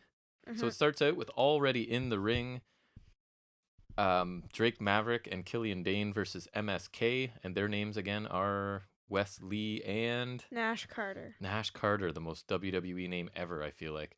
So I feel Drake. like Nash is usually last name. Yeah, I think they. I don't know. I wonder if they. Just to confuse you. I wonder if they get input into their name choice or not. I highly doubt it. You think not? I wonder if they're like, okay, you can suggest something, but we can veto it, sort of. Maybe. I don't know. Anyways. Immediately. Immediately, more than likely. Drake and Lee start out and grapple to no advantage. We get a blind tag. Oh, there's my first mistake. I put blind tag to Wentz, which is Carter, right? Sorry. And double team moves. As someone who watches Impact, it's tough to make this switch so quickly. Double team moves to Drake to gain the advantage. We get frequent tags and aerial moves by MSK in their corner. Frequent tags and aerial moves. Right? Because I didn't. Wow. It's a lot of summary. People. No, it is. Yeah. So I'm trying to get a little more brief what a in description. trying to go less move for move because I don't know how much people care about it. But anyways. This is how we do it. Drake finally tags Dane, and he uses Drake as a weapon to take out Lee. We get a drop, toe hold, senton combination by Drake and Dane, followed by Dane slamming Drake onto Carter for 2. Pump kick combo in the corner to Carter for another 2 count. Carter escapes now, tags in Lee, and they chop Dane down with a series of rapid kicks. Dane shoves... When you say Carter, I always think of Caden Carter. See, I think of Ben Carter, and I only watched him wrestle one match. That kid left an impression on me for He's sure. on NXT UK. He is. I haven't seen any of his work there yet, but I'll probably check it out. Dane He'll shoves... probably be less cool. It's almost a guarantee. He might be. Dane shoves Lee off the top to the floor to stop the face momentum going into the commercial break. I noticed Maverick was kind of like, what are you doing? Who is stomping above us? Probably I wish Nate. that would stop. I but guarantee. Anyways. Back from commercial, and Dane is in control of Lee and hits a forearm slam and a senton. Lee backdrops Drake and tags Carter. Carter is on fire and takes out both of them with kicks. We get an assisted moonsault to Drake and Dane. To Drake, and Dane breaks up the pin. So that's the one where Lee does the moonsault. No, Carter. And Carter does the moonsault, and Lee shoves him onto the opponent. And then we get a moonsault to Dane by Carter onto the floor. Roll up by Drake for 2. Carter is back on the apron and makes a tag, and MSK hit their blockbuster, spinebuster finisher combo to Drake for the win, and Dane is still out on the floor, so he can't run into save. You do enjoy that move. I don't know, it just looks nice. What did you think? I thought it was interesting that Lee was able to get up because it was a bit of a jump, but he got it, so that was pretty cool. Yep. I thought it was a decent match. I mean, the babyface dynamic's a little weird, but that is true. I agree. It was fine. It was a decent choice for an opener. Yeah, I thought it was a good opener as well. The right team won, in my opinion. I'm hoping this tournament is really just a way to put MSK over. they're capable of better matches than this, but I didn't think this was bad. It wasn't a bad I think opener. Dean and Maverick are a decent team, but they definitely need more polish in the way of working together as a team. Yeah, it's like they're kind of light comedy, babyface sort of. That's not even the reluctant tag partners anymore, really, I guess. But yeah, I mean, there's a place for them in a tag division, right? If you want to keep focusing on a tag division, which I hope No, they there do. is definitely a place for them. I just think in terms of matches, they need to work on it a bit. Fair enough. Lorcan and Birch are shown arriving in the parking lot, and they are fired up as they enter the building. And I think Pete Dunne was driving the vehicle, but he's not coming in with them. And he drove away. Right. Then we get a sort of a quick little reminder that Kai and Rodriguez will face Aaliyah and Jessie Kamea on this show. Kai and Gonzalez. Sorry, why Rodriguez? I don't know. I can't get, what's his name? Blake Drake? Yeah. James Drake, is it? I can't remember. James Drake. And Gonzalez Rodriguez. I got some problems. Yes, you do. And then we Did you write that down in your notes or something? Yeah, I did. I don't know what it is. I can't It sounds so different. I'm hoping I didn't mess up like any. Blake and Drake are at least like incredibly similar, but and there's already a Drake, so I assume that there wouldn't be two Drakes, but there now are two Drakes in tag teams on the same show. But so it's weird because one's Drake Maverick and then one's James Drake. Right. So then we get, oh boy, Kurt Stallion. He is the MVP of this show. I feel so bad. Because we want to like him. I do. I really do. And then I thought he looked kind of interesting when we watched that Evolve show.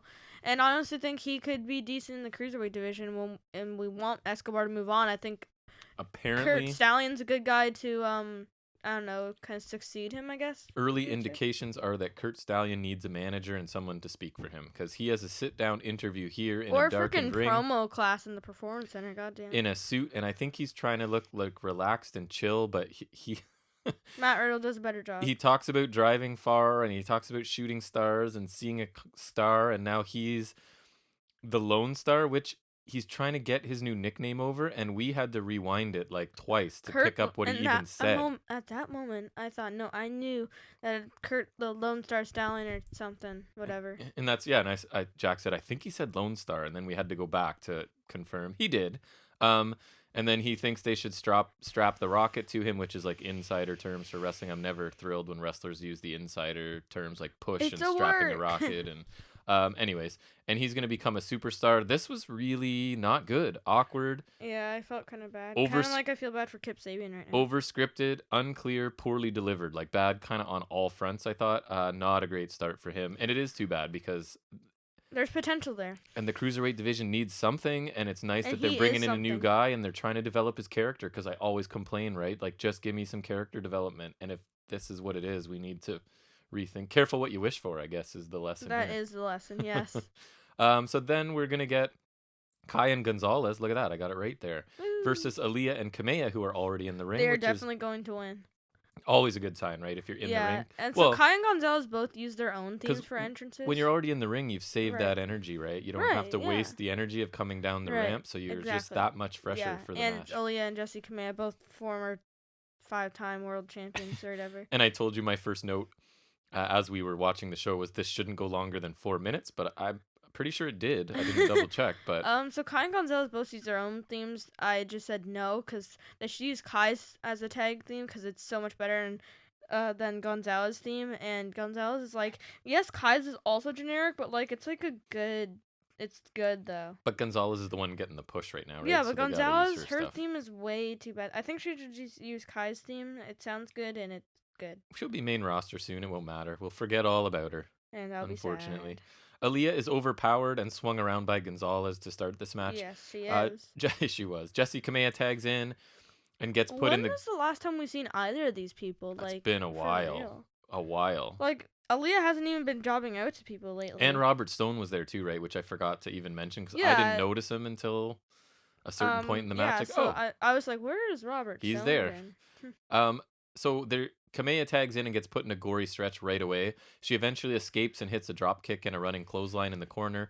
Gonzalez shifts the momentum with a clothesline to Kamea's back, and she tags in Dakota Kai. So we now get Kamea hits a rope-assisted elbow drop for 2 onto Dakota Kai. Double splits by Aaliyah and Kamea. I guess it's supposed to be one of their little spots now, leading to a forearm. So all this leading to... I honestly don't think it matters because they probably will not be doing anything prominent ever again. I think it was, if I remember correctly, double splits, double leapfrog, and a forearm. Which is amazing. Wow. Running boot really setting up a tag team here. Right? Running boot to Kai in the corner, who rolls outside. Aaliyah slides outside, but Kai moves and hits a big pump kick. Gonzalez is back in the ring, and she methodically beats on Aaliyah for a little bit and hits a spinning power slam that I thought looked cool for 2. Kai is back in now with a running kick to a seated Aaliyah's face for another 2 count. We get shoulder tackles in the corner by Gonzalez, a hip toss by Gonzalez, and an assisted leaping stomp by Dakota Kai for 2. She sort of uses Gonzalez's arm to get even higher on her jump for the double stomp. Mm-hmm. We get a DDT, catches Kai, and Aaliyah tags out. And this is the part I really thought was interesting and made me laugh in a good way, is that like Aaliyah's sort of being beat on by these two forever. She's trying to tag out to Kamea for the like proverbial hot tag, right? And she finally makes the tag to Kamea, who comes in for her hot tag. She gets run over by Gonzalez and then picked up and a one-armed power bomb for the win. Yeah. For Kai and Gonzalez. So I kind of like that, right? It looked like, oh, so Kamea's going to get a hot tag. Nope, power bomb and it's over. Done. Yep. So I thought it was a decent match. I really liked the end. It helped a little bit there just because it wasn't what I expected, right? It kind of came to a sudden end and I liked it. Just that idea of Aaliyah finally making a tag and it looking like a hot tag and it just ends right there. I thought the match could have been shorter was my one concern, I guess. Agreed. Yeah, I think it was fine. There we go. But just too long. I think Kai and Gonzalez are one the best team to win the tournament. They should have had a much easier victory. Right, because this was no offense to them, 2 jobbers just thrown together with no story, no anything. Sure, Lee's been a jobber since the beginning of time. Yes. And Jessie Kamea has been a jobber since the beginning of her career. Correct. So we knew what the result was going to be. The match was okay at best, I would say. Correct. Yes. Yes. So then we get the Way are speaking with Mackenzie. They knew the cup was as good as theirs. They always find a way to succeed. Mackenzie asks Johnny about Kushida, and Johnny gets mad and demands that Theory explain. Theory says they don't say the word Kushida or the word curse, and Johnny returns to say something very similar to that. And I thought it was just okay. I don't know. It was fine. A little overboard with the whole superstition thing. Right, and don't say these words and these names and things. Then we get Scarlett using tarot cards and cryptic words, ending in her saying fall and pray. My only note of this was this week's weird Scarlett clothing choice is clawed gloves. She's worn those before. You've never noticed? They're just weird. They're fairly a standard issue. So she's, I guess visually this is cool, but I'm not really sure what's going on here. It's bordering on trying a bit too hard for me. I don't really get what language she was half speaking. No, and it's not, I don't know. I'm kind of losing interest in this. I'm almost like, yes, please send them to main roster at this point. So we'll see. It does sort of come back into play later, I think, but it's kind of unclear what's going on. It kind of comes across as she's trying a little bit too hard to be dramatic at this point. So then we move into a match with one of FNS Wrestling's new favorites, which is Tyler Rust, versus a guy that did not get named to the point where Jackson had to look it up online for me, and apparently his name is Dante Rios. So Bivens, we're shown, is talking about last week being just a speed bump, and that this week he has chosen an opponent specifically for Rust tonight. And we get grappling to start until an arm drag by Rios. Rust starts targeting the left arm with kicks and stomps, and then I just have a nice summary here. More diverse arm work, including a spin by Rust. Rios lands a few strikes as Rust talks to Bivens and takes a backslide for 2. So this is sort of like he's distracted by his own manager for a second there. Yeah, I did check WWE's YouTube to get the guy's name, just Tyler Rust versus whatever. Versus blank. Another strike and a guillotine by Rios. Rust gets the arm again and backs Rios into the turnbuckles. Rios gets caught coming off the rope by a Rust uppercut. We get the flipping snapmare that Rust does into the butterfly submission for the win for Tyler Rust. Yeah, an interesting submission. Honestly, I think since Rios was a smaller guy, he could have just used the snapmare thing. But at least he's debuting something new, and it looked kind of cool. Yeah, so he's kind of developing a signature offense, right? He used his legs to kind of trap both arms, and then he had his one hand pulling on the neck, but that didn't look super effective. So I kind of wish there was, maybe you can develop it more. But yeah, it was basically an enhancement match, right? Rust got to showcase some more of his offense, I thought. So the fact that Bivens disagreed with, remember he disagreed with Russ' choice of opponent last week because Right. he chose Bronson Reed. And so Bivens went out of his way to say that he chose Rios, and I think that has to mean something, right? That they wouldn't Like he just throw that. chose a opponent to get Russ a win. Right. That's what I'm thinking too. And that he didn't like that Russ chose an opponent that was probably going to beat him last week. And so then also Bivens sort of cost Russ momentum in the middle of the match, right? By giving him instructions or talking to him or whatever. So I feel like there's something going on here. And I appreciate that there's even an effort made. Then it's just more than just a manager and a wrestler. There's actually a little bit of a something going on between them. So I Right. appreciated that little, unless I'm reading too much into it, which is possible. But Because it is WWE. it's just I want something there, and it looks like maybe there is. Yep. We then get Zach Gibson is saying that Kushida and Ruff are good, but the grizzled young veterans are the best team of this generation. And then I just wrote it was just a package to hype the match. They did this 100% again was. later. And then in Ruff, he gets a chance to speak. Or no, they already did it with Gonzalez and with the women's match. Yes, Sorry. they did. Ruff believes they can compete with anyone. Kushida says the tournament is prestigious, basically, and that they're going to win tonight. It was standard, nothing great. And, I mean, Zach Gibson can be awesome on the mic, and nothing really stood out to me here. And Ruff and Kushida cannot. Correct. Mac, it's my short form. Mackenzie asked Balor about his tag match tonight, but O'Reilly interrupts and asks if Balor is ready. Balor says he is always ready, and O'Reilly asks if he can trust Finn. They basically say, see you out there. I thought it was short and sweet. I liked the dynamic between the two. They're just sort of standing very close, face to face. But they don't trust each other, but they also kind of respect each other. Right. And like. And they know that if the other person says you can trust them, then for that amount of time you can, right? Sort of like Moose did on Impact, where it's like, between these bells, you can count on me. Yeah. Right. Like that, yeah. So then we do get the match between grizzled young veterans and Kushida and Leon Ruff. I think that I may have a different opinion from a lot of people on this. I don't know if just me, but anyways, we'll get there. Well, a lot of people like Kushida and a lot of people like Leon Ruff. We are not a lot of people. I guess. So Zach Gibson comes out running his mouth as usual, and I think he's awesome. He rips Kushida and Ruff and says that the grizzled young veterans will soon be recognized winners of the Dusty Cup. I just like his style. He says like their names will be on the cup, and it will say the grizzled young veterans soon to be recognized as winners of the Dusty Cup. And I'm like, if it read that on the cup, wouldn't that not make sense? It would be sort of a prophecy, I guess. On the thing that they said they're going to win. I think Gibson's awesome on the mic, but I'm not sure he could ever be a babyface, right? Because the way he talks is just so heel and annoying and obnoxious in a good way. Like, I think it's awesome, but I don't know if he could be a face or not. But anyways, he doesn't need to be. So Kushida and Gibson start on the mat with holds and counters until chops and strikes by Kushida. Heel tactics involved, and that Drake is in with a spinning heel kick for a 1 count. It is Drake, right? I got that right? Not Blake? Drake, yes. Phew, nice. Blind tag to Ruff, who repeatedly kicks Drake's leg, and the rope bounce escape into the drop kick, that thing where he bounces off 1, off 2, and then slides through the guy's legs, that I'm getting tired of them finding a way to work. Yeah, it's like, oh, it was cool the one time when he did it, and then he surprised Gargano with the win, and now he does it every time. So now let's find a way every week for a guy to stand in the corner and have this happen to him, starting to bug me. Right, like, wouldn't you eventually, like, telegraph Counter it, scout it. Right. Yes. Even if you didn't scout it, I would think it'd be pretty easy to... Yes. At some point, the opponents start to look a bit silly. Taking it's not even the right thing. Standing there, I guess. We get a tag to Kushida and double teaming, ending in a double drop letting kick. it happen. Leon Ruff off the top rope to Drake's extended arm, and we get some more arm work by Ruff to follow that. We get the rope bounce Hurricane Rana by Ruff. Again, I put pointless bouncing. It doesn't add... Yeah, it's not like it's like Phoenix or one of the Young Bucks where, like, it's cool and impressive. Here, it was just, like, it felt unnecessary. It's not adding anything to it. It's almost like it's taking longer to execute the move. It's not like it didn't look impressive like it usually does with like AEW people and others. Drake gains control and cheap shots Kushida off the apron before tagging in Gibson. We get a suplex escape and a diving cutter by Ruff to Gibson for 2.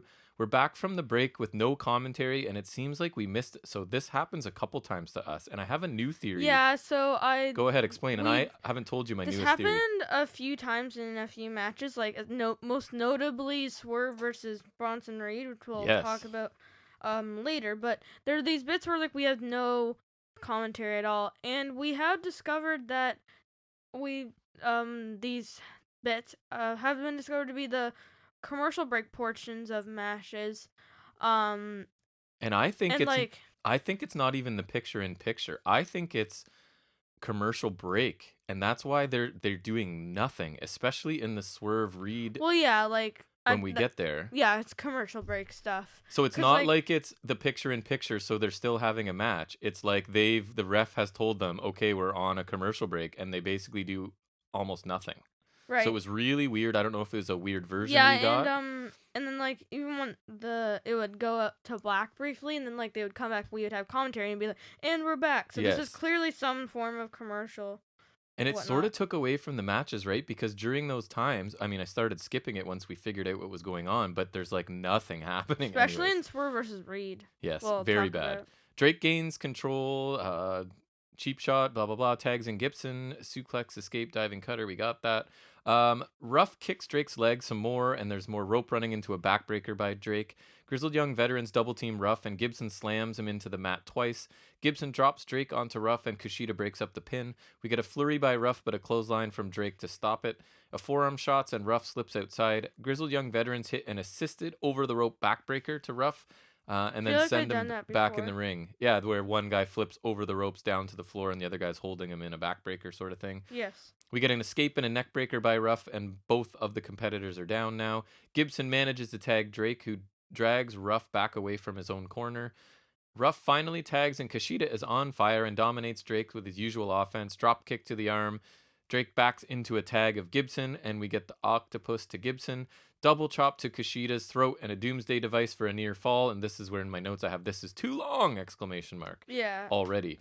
Handspring. I don't think Kushida and Ruff, are a good enough team to sustain this long of a match, even with a good team like the Grizzled Young Veterans. Like, I complained out loud. And this during is like, this. How is what? this long? Was my This comment. is a quarterfinals match. It's not like it's the epic finale of the tournament even. There's just something missing. It didn't flow for me. I It agree. was anyways. Handspring elbows to Grizzled Young Veteran, a hot tag to Ruff, dives and somersaults to the outside by Ruff, and a bouncing clothesline to Gibson. Miss senton by Ruff as Drake pulls Gibson out of the way. Kushida is drop kicked off the apron, and then we get a ticket to Mayhem for the win.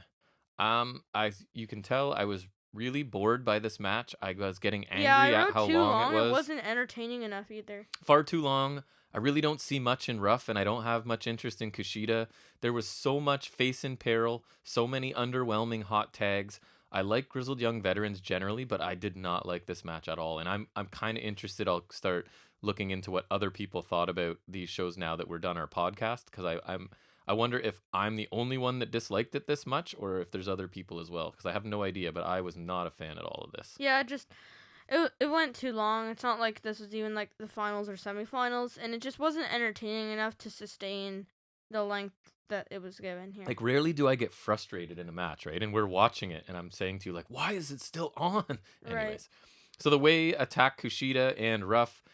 Theory holds Ruff and makes him watch as Kushida takes a one final beat in the ring, but Loomis sort of appears behind Theory, and Theory is obviously scared by this, I'm confused. Like, are they feuding with? Like, I'm not sure where they're going with this either. Maybe he has to work through Theory to get back to Gargano. I don't honestly don't care. It's Loomis. It's Kushida. It's like, yeah.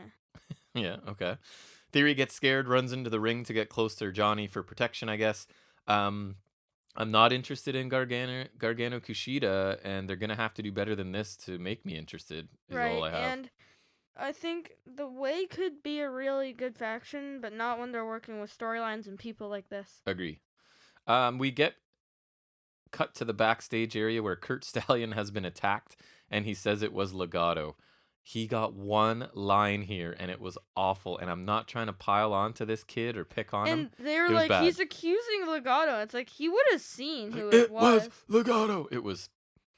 But like, he's not an actor. Oh, he's accusing them of doing it. It's like, he would know. Yeah, like there's a chance that he's just making it up, I guess, right? I don't know. It was bad. Mackenzie then talks to Legato. Regal interrupts and accuses him of attacking Kurt Stallion. Escobar denies it, and then Regal basically makes a match between the two. Escobar then finds a card in his bag. It's one of the tarot cards, and it says the end is near. It's one of the cards that Scarlett was looking at earlier. Yeah, actually, I'll talk about that after. And then she says happy hour, or he says happy hour ends at 10 and laughs. So my So they're original going to the bar?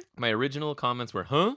Scarlett and Cross are involved here? I'm somewhat confused. And I'm then very confused. Like, I don't like this because, like, yeah, he was saying, like, said something about, like, no, wait, it was Escobar who said all the champions were frauds, and, like, there's also, the connection. but, like, still, shouldn't Cross be less concerned with the guy who barely insulted him and more concerned with the guy who's holding a title he never lost? Yeah. I think if Cross is gonna go after Escobar, he needs to get his priorities straight. So, and that's what I remembered. You're right. Is that Escobar called him out last week, right?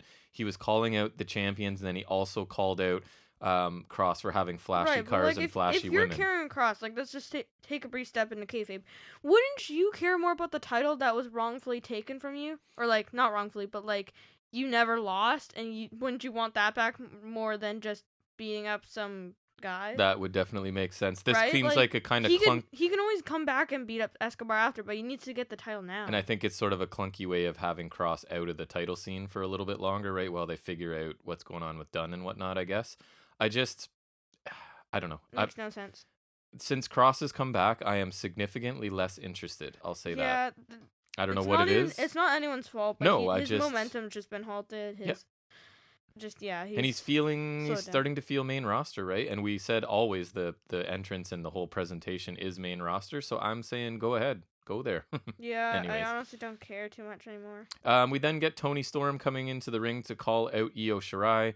Yay. She is furious that Io keeps getting involved in her business. She took away Toni winning the first women's Dusty Cup, and she wants to take the women's title from Io. Oh my god, this was so generic heel crap. Like, Io, you're talking about Kurt Stallion being generic? Hello, Toni Storm. I didn't think this was as bad. Promos are not her strength. No, Io Shirai interrupts, and that's why they didn't make it go very long. It turns physical pretty quickly. Shirai interrupts and joins her in the ring. She says she'll fight Toni anywhere, and she's made it clear that she doesn't like her. Toni attacks, and they trade blows, and Io sends her to the floor with a dropkick. Mercedes Martinez shows up to jump Io from behind and hits, you always tell me it's the Punjabi plunge, just a double choke slam, right? Yeah. Or two-handed choke slam. But Io flies back in as Storm and Martinez stare at each other. Toni stops an Io moonsault and pulls Martinez out, only to attack her as well. Toni hits a trio of hip attacks on Io and poses with the title. That's supposed to be really painful. It's just someone running at you and shoving their butt in your face. Well, the idea is they're slamming your head against the turnbuckle, right? I actually like this. I thought Storm... She jinxed herself, yeah. I thought Storm looked aggressive once the physicality started, and everyone got a few shots in. I didn't have a problem with this. I know you're not likely to like anything Toni Storm, but I thought it was okay. Need to be in the title picture ever. I think this will be an interesting match, though. I'm okay with it. Yeah, it helps having Martinez. It does. And Io, right? 2/3 of them are amazing, and Toni Storm maybe is better than we think she is. I don't know. We're waiting for evidence. They've given me no proof of that. I'm waiting for evidence that she's as good as people tell me she is. Let's put it that way. That's exactly what I'm waiting for, but I'm almost done waiting because it's been long enough. Fair enough. Swerve talks to Mackenzie and complains that everyone is blaming Swerve for everything and pointing their fingers at him. And I like this until he did the last part where he says he makes her point at him, right? And then he does that cheesy thing where he's like, look how many fingers are pointing back at you. Ugh, just made me cringe a little bit because he was doing... It was a little weird. He was doing cool, like, cocky heel work, which I like with him. And then he delivered that just really lame line at the end of it. So... they had me until the very last line. Yeah. We get what I thought was a kind of a cool looking Imperium package. I actually watched this like before we saw NXT. I literally showed you or told you that was really good. Yeah. I love this as well. And it showed Walter a couple times. So that's just a nice reminder that they're not trying to tell us that Imperium, it's this new version without Walter. Yeah, like, and he's part of it. Are you going to cover it? What do you mean?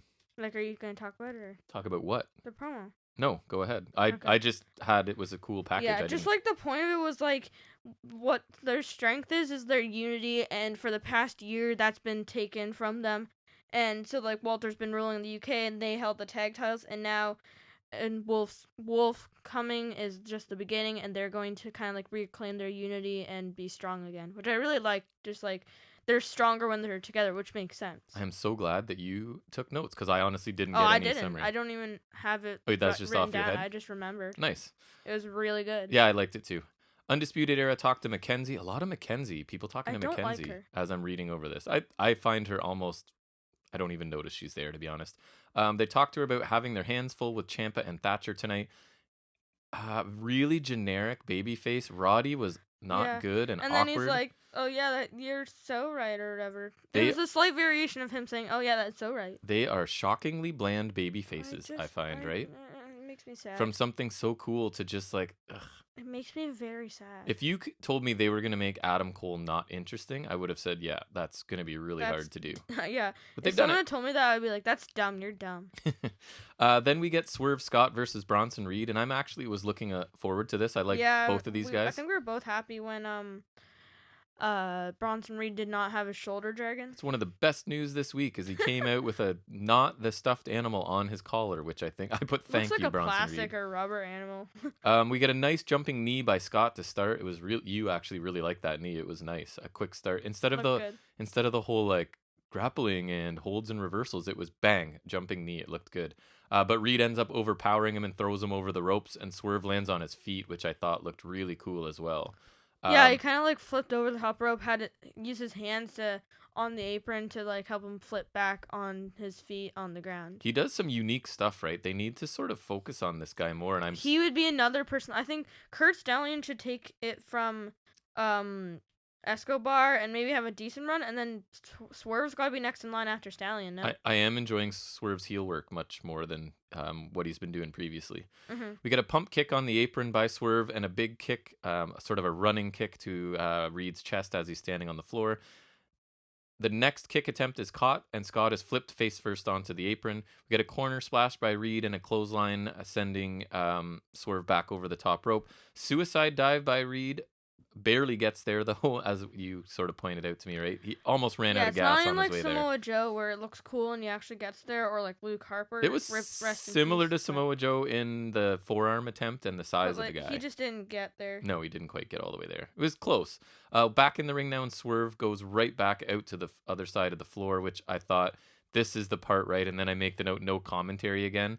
So this is the part where they're just doing nothing, basically. This is where it was, like, really noticeable. Yes, and it kind of took away... Anyways, I'll get in my evaluation of the match. Reed dominates Swerve outside the ring as the ref counts. We get way more time outside with little happening, and this is where we're figuring out what's with the commercial breaks.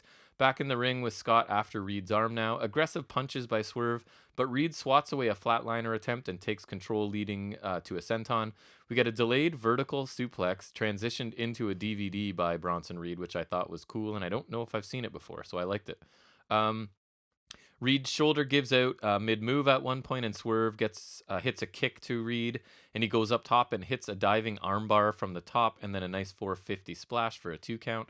Swerve starts talking trash and slaps Reed. He takes a headbutt, a clothesline, and a splash by Reed for the win. So basically, Swerve made the mistake of sort of slapping Reed and firing up, and then it was 3 quick moves, and it was over. What did you think? I think the wrong outcome again. I think Scott's really on roll character-wise, and they need to build this with some victories. And like you said, the kind of commercial bit really did hinder this, but that might be their fault. So it's obviously not on purpose, but like I think it's probably, unless I don't know if other people are getting this. Me either. I'm interested to find that out too. But yeah, this wasn't great. I think the outcome really should have been the other way. Yeah. But it was fine. So I enjoyed the start and the finish, but the extended time in the middle, where I guess it was probably a commercial, really took away from it for me, confused me, and took away from the match as a whole. I'm actually okay with Reed winning here because I'm hoping what they're doing is piling losses on Swerve, and he's going to snap and even go more heel or something. Yeah, maybe that's the only good thing. Or something else is going to change, right? Because they're actually trying to develop his character a bit, which is good. And it sort of made me think, I think he'd be great with a heater. Like just a big tough guy, so that he can still talk for himself and stuff, but that he has someone to sort of back up his mouth with him. You know what I mean? Right. I don't know who that would be. And it'd be kind of like because like he's like, everybody's pointing fingers at me, so I need to help protect myself. So I don't know who he could use as a heater, but I think it's an interesting idea. Since we're watching Lucha Underground, my mind just goes to Ezekiel Jackson. I honestly know he wouldn't bring him in. Yeah, we just finished Lucha episode 3 where it picks up because Penta and Drago and Phoenix Bros were all introduced finally. So next week on NXT, they tell us we're going to get the men's Dusty Rhodes Tag Team Classic quarterfinals which is Lucha House Party versus Legado del Fantasma, and Undisputed Era versus Ciampa and Thatcher. So that's on paper at least a couple interesting, should be good matches, quality-wise. Yeah, even though Undisputed are crappy baby faces, they can still wrestle, right? Good in ring. They can always wrestle. Our complaint is not between the ropes at all at this point. Never. Tommaso Ciampa cuts a promo in the back saying, "You win fights, you lose some, but you remember the ones that command respect." Thatcher sits next to him and says the fight pit changes a man. Out of anguish and struggle, respect grows. Ciampa says the Dusty Cup represents opportunity, and he promises it'll be a war with Undisputed Era next week. This was really good. Like, a logical reason for this seemingly random team. Right? Like, I don't know, it just felt really smart to me. So, I really like this, and again, maybe I'm reading too much into things, but that's what I do. So there's something about these two together that I just like. I think there's some sort of chemistry there. They're both really good, right? So. And in this promo, I don't know if you noticed it, right? Thatcher sits down. They don't even look at each other, and they basically cut in their own individual promo. Yeah. Because they're not responding to each other or anything. Right. So it's I don't know. I really like that idea that they don't even look at each other, and they're just cutting their own. But they respect each other. And it's still sort of fit together, right? Right. So yeah, it's a team based on respect for each other's skill and the basic potential of them working together, right? They're willing to put their differences aside because they're like, I realize that you're awesome and I'm also awesome. So it's kind of like, oh my God, it's coming back to Princess Bride last night, right? So you got Wesley and Indigo, right? Oh so my God. They're both amazing swordsmen and they respect each other and they're going to work together to storm the castle. So it's kind of that idea. Wow. Nice. Right out of thin air, buddy. Okay, so yeah, we both like that segment, and that's another segment I'm interested to see if other people like, because a lot of people do not love Thatcher. I don't know why. I don't know. We love him. Main event time: Danny Burch and Oney Lorcan versus the Undisputed Era, which will be which two this time? Kyle and Balor. Oh, sorry, I put UE. I don't know why. Sorry, Balor and Kyle O'Reilly in a non-title match, obviously. So Balor and Lorcan start. We get holds and counters leading to tags by each man. Kyle takes down Burch with an armbar, but Burch eventually manages to take Kyle to the heel corner for a tag.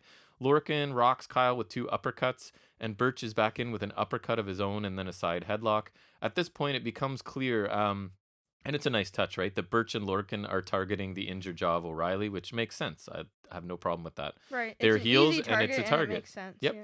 For a stretch here, Balor and Kyle make quick tags with elbow smashes and arm ringers, which it seemed repetitive, and I didn't love. There were so many arm ringers in this match, I felt like. But anyways, Balor and O'Reilly knock Burch and Lorcan out of the ring as we go to the break. Back from break, and Lorcan hits an uppercut on O'Reilly, but Balor tags in and trips Lorcan and double stomps to his midsection. Burch and Lorcan manage to outsmart Balor, leading to some double team attacks on Balor and an armbar takedown. Burch with another armbar, so it was so many armbars, to Balor and the running corner clothesline. Burch and Lorcan hit a double atomic drop into a Russian leg sweep on Balor for a 2 count. Balor stops the momentum of the heels with a Pele kick to the head of Lorcan. Balor fights his way out of the heel corner, hits a sling blade on Lorcan, and makes the hot tag finally to Kyle O'Reilly. Did you say fat? The fat tag. I don't know what. It's talking's hard, you know. It's been a long week. Yeah. We get head kicks to Burch by O'Reilly, a knee to the ribs of Lorcan, and a spin kick to Burch. A punch to Kyle's jaw and a boot by Burch, so obviously any attack to the jaw sort of slows him down for a second. Out of nowhere, O'Reilly catches Burch coming off the middle ropes, applies a knee bar, and Burch taps. Heel hook. Whatever. I think it was a heel hook. It almost felt like they came right up on their time. You know what I mean? Like, it felt like, hey guys, you better get to the finish now. Right. Maybe it didn't bother me. It was just unexpected, right? I'm not complaining. It wasn't what I thought would be a finisher, and it kind of came out of nowhere. Post-match, Pete Dunne shows up for an attack. The 3 heels outnumber Balor and O'Reilly as Dunne hit Balor with a running forearm to the face. Dunne snaps the fingers of Balor while Adam Cole and Roderick Strong. Yeah, it's like they come out and Dunne and the other guys notice them, and then Pete Dunne just he shrugs and then does it anyways, right. and then like, runs away. Care. Yeah. I love that. He kind of he still was the cowardly heel, but looked cool doing it almost. Yes. Like he still did the damage he wanted to. He always looks cool to me when he just shrugs like that. And I remember when he turned heel on O'Reilly, yes. and they're all standing above him. They're all no, because they're all loudmouths, and he just shrugs. He's such a villain-looking face on him, right? His default is just I'm a 90s action movie villain. Is basically what it feels like to me. He's just cool. Or 80s maybe even. He's just cool. So Balor stood tall in the ring with Undisputed Era guys as they look at each other, sort of wondering if they can trust each other. Finn ends up backing away and leaving the ring while Undisputed Era stand together as the heels are sort of on the ramp. Where's And Bobbert Fish? that was the end of the show. I honestly, he's been gone since War Games, so I guess injury. I would imagine so. He must be injury prone then. It seems like it, right? He's generally got something wrong with him. I had pretty high expectations for this match, and it was good, but Yeah, I think it could have been better. Maybe it was like that time thing that you were saying. Yeah, it just ended, right? It was slow at times and so many arm ringers and uppercuts, it felt like, right? Arm bars, arm ringers constantly. O'Reilly's hot tag was the highlight for me. The finish came really suddenly, as we talked about. The pace had just kind of picked up, I thought, right? And then bang, it was over. A solid but not spectacular main event, I thought. Agreed. It was fine. I think this is one of the aspects where AEW is definitely better. Yeah, agree. But I mean, they're trying to get tag matches, right? So I got to give NXT credit. They're at least focusing on tag teams. I gotta give them, at least credit for doing it. Overall thoughts on the show, sir? I thought it was a decent show overall. Not the best, but slightly better than the AEW. So I'll give it like an A-. Really? Just like, I don't know, or I don't know. No, that's fine. It was like subpar. Totally fine. I think it was pretty good. Awesome. Similar. So I thought the Grizzled Young Veterans, Rough Kushida, and everything involving Kurt Stallion were big minuses this week. Actually, wait, no, I didn't even think of the commercial thingies. I'll give it a B+. And there was nothing that really stood out, like was amazing. I forgot about the commercial break thingies. I liked the opener. I liked the main event, and most of the Swerve and Bronson Reed match, minus the commercial weirdness. The Imperium package was cool, and the Ciampa Thatcher segment was good. Everything else was just kind of there. I gave it a B, just a solid B. It was good, but I liked AEW a bit better. It's about as good as AEW, maybe a little better. But yeah, so you think it was pretty? Yeah, I agree. It was really close this week. It was pretty even. Like I think the ratings did pretty well reflect it. I would agree. All right, so that wraps up our NXT review and leads us into our next segment, which is any other wrestling business. Yeah, I don't have anything.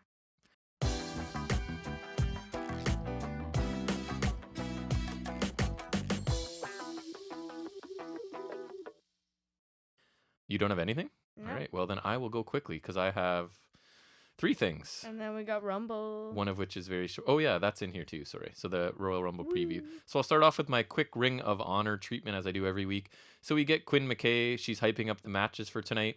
She then sets up footage from Final Battle where she informed Shane Taylor and the SOS that ROH officials were going to give them the 6-man titles because Mexa Squad could not appear and they had to forfeit.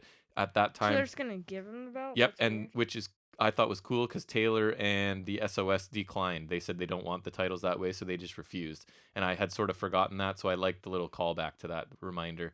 We then got highlights from the finish of the Dragon Lee Ray Horus match, which I really enjoyed last week. And we see her attempted interview with Dragon Lee after the match.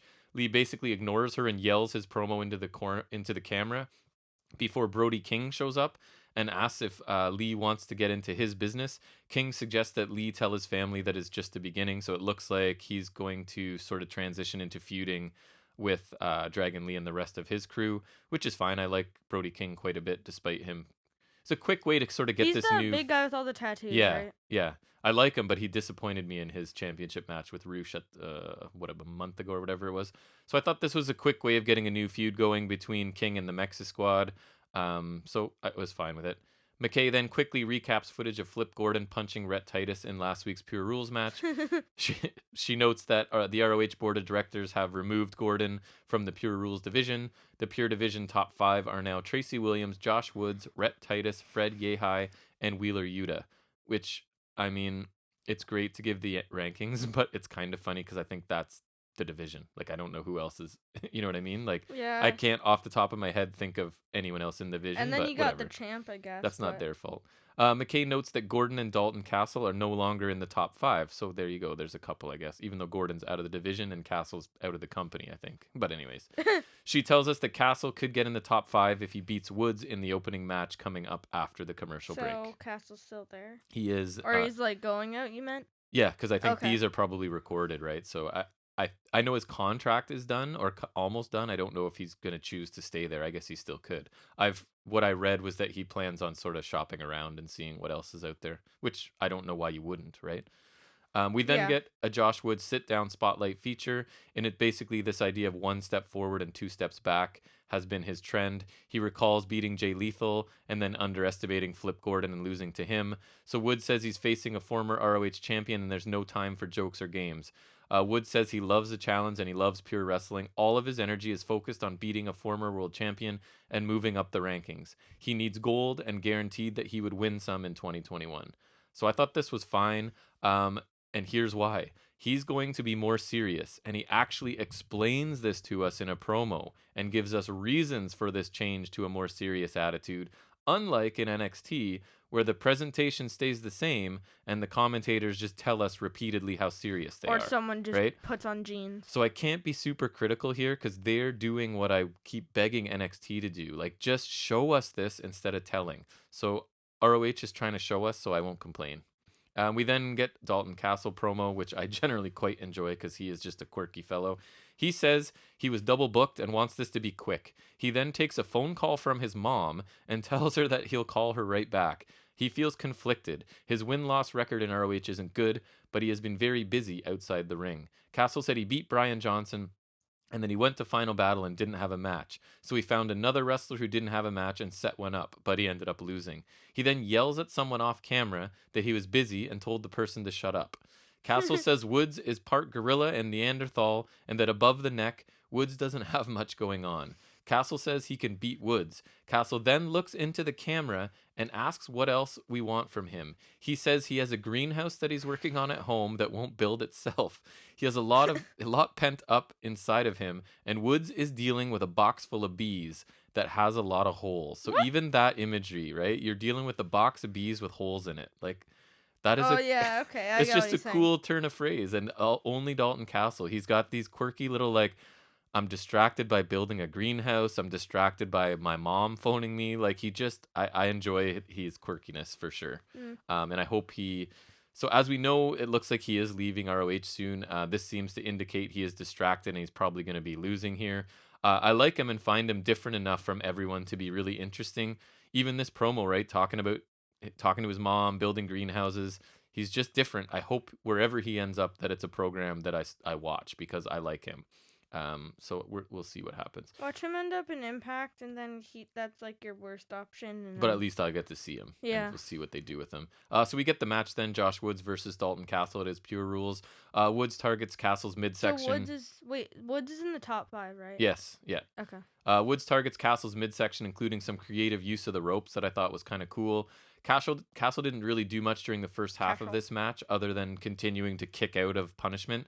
He then takes control outside the ring for a while, but back in the ring, Woods asserts his dominance again after a strike exchange. Woods counters the bangarang into a cloverleaf body scissors, which they're calling the Woods lock, for the win, as Castle has to tap out. So it was just the story of a distracted Castle facing a more focused and serious Woods, who targets a weakened midsection, and the story of the match made sense, right? We have one guy that's more focused and serious than ever, and another guy who's saying, I'm distracted by a lot of things, so this is the end result. It makes sense. My only criticism is this is the pure division, and outside the ring, they're running people into posts and throwing them into barricades, so I'm not sure if that fits in the pure division, but I enjoyed the match overall. Nice. We then get Tracy Williams. He is going to speak for the foundation. All the members are there with him. They're in the locker room. So the foundation is here to restore honor, and they see all. Williams praises Shane Taylor and SOS for declining to accept the ROH 6-man tag titles via forfeit, as that was honorable, right? And that's what the foundation is all about. But SOS and Taylor attacked Williams from behind, and that is not honorable. He challenges them to a 6-man match as he owes them for that attack. And then that could be for the titles. Yeah, right? And this was just a solid, clear promo expressing their concerns with Taylor and his group. And then we're going to get a response from Shane Taylor, who I really like. They're sort of in a... I think, like, I didn't watch it, but I think that's a good way to set up, like... they could battle for the vacant titles, right? And they're both kind of, like, honorable and... Yep. Right. So Taylor's in a smoky room with the SOS on either side of him talking. I think he's a really interesting promo. He says that the foundation seek conformity and assimilation for the people and styles that the foundation deems worthy. So basically, like, you guys can call it honor and whatever you want, but basically all you want is for everybody to wrestle the same style you wrestle, right? And wouldn't that be nice if everybody just did whatever you guys wanted? And I kind of Right. like that angle, right? Like, we're not gonna just conform and wrestle the way you want us to wrestle, right? The Foundation wishes they could behave and lead like his group does, unapologetically and unafraid, but they will take the opportunity to whip the Foundation if that's what they're asking for. Just a really good, intense promo from Taylor. He continues to impress me as one of my favorite things from this ROH relaunch sort of thing, both in the ring and out. He makes this group seem like the baby faces here, which is a little bit interesting because they certainly don't look like a babyface group. So then we do get the match, and unfortunately, they don't make it for any stakes, which I wish they would have, like you suggested there. They do all follow the code of honor to start, so they shake hands. And it's the story of one team that misses the pure rules and struggles to adapt to the non-pure style. So they're basically even having little conferences in the match where it's like, guys, I'm trying to not do anything not within the pure rules, but we might have to, sort of thing, right? So that's the story that Shane Taylor promotions are just so good that the Foundation may have to sort of deviate from their honorable game plan, I guess. Right? So Lethal's not a fan of Khan's power moves and strikes, so he escapes to the floor, complains to his teammates, and then tags out. Moses and Gresham have some good, really big guy versus really little guy action, because man, is Gresham small when he's in there with Moses. Foundation have a meeting and discuss starting. He's just small. They have a meeting and discuss trying to fight. Trying to wrestle is not happening against Taylor's group. The Foundation take turns attacking Moses' left arm at this point. We get a huge package piledriver by Taylor to Gresham for a near fall. The finish then comes when Shane Taylor impressively counters the lethal injection into his Welcome to the Land finisher, which is a cool, like, you're kind of in tombstone piledriver position, but he like sort of spins and jumps and sits out with it. It looks great. And the code of honor is actually adhered to after the match as well. This one started slowly, but the pace picked up in the second half. I thought Khan really got showcased here, and he looked better than I've seen him. I still think he has a ways to go, but he looked pretty good here. It was a good match with a clear contrast in styles, right? You have the big bruisers and then the pure wrestlers sort of having to change their style to fit in, and it was a solid main event to this show, I thought. McKay then interviews Woods in the backstage area and asks Woods why he looks disappointed.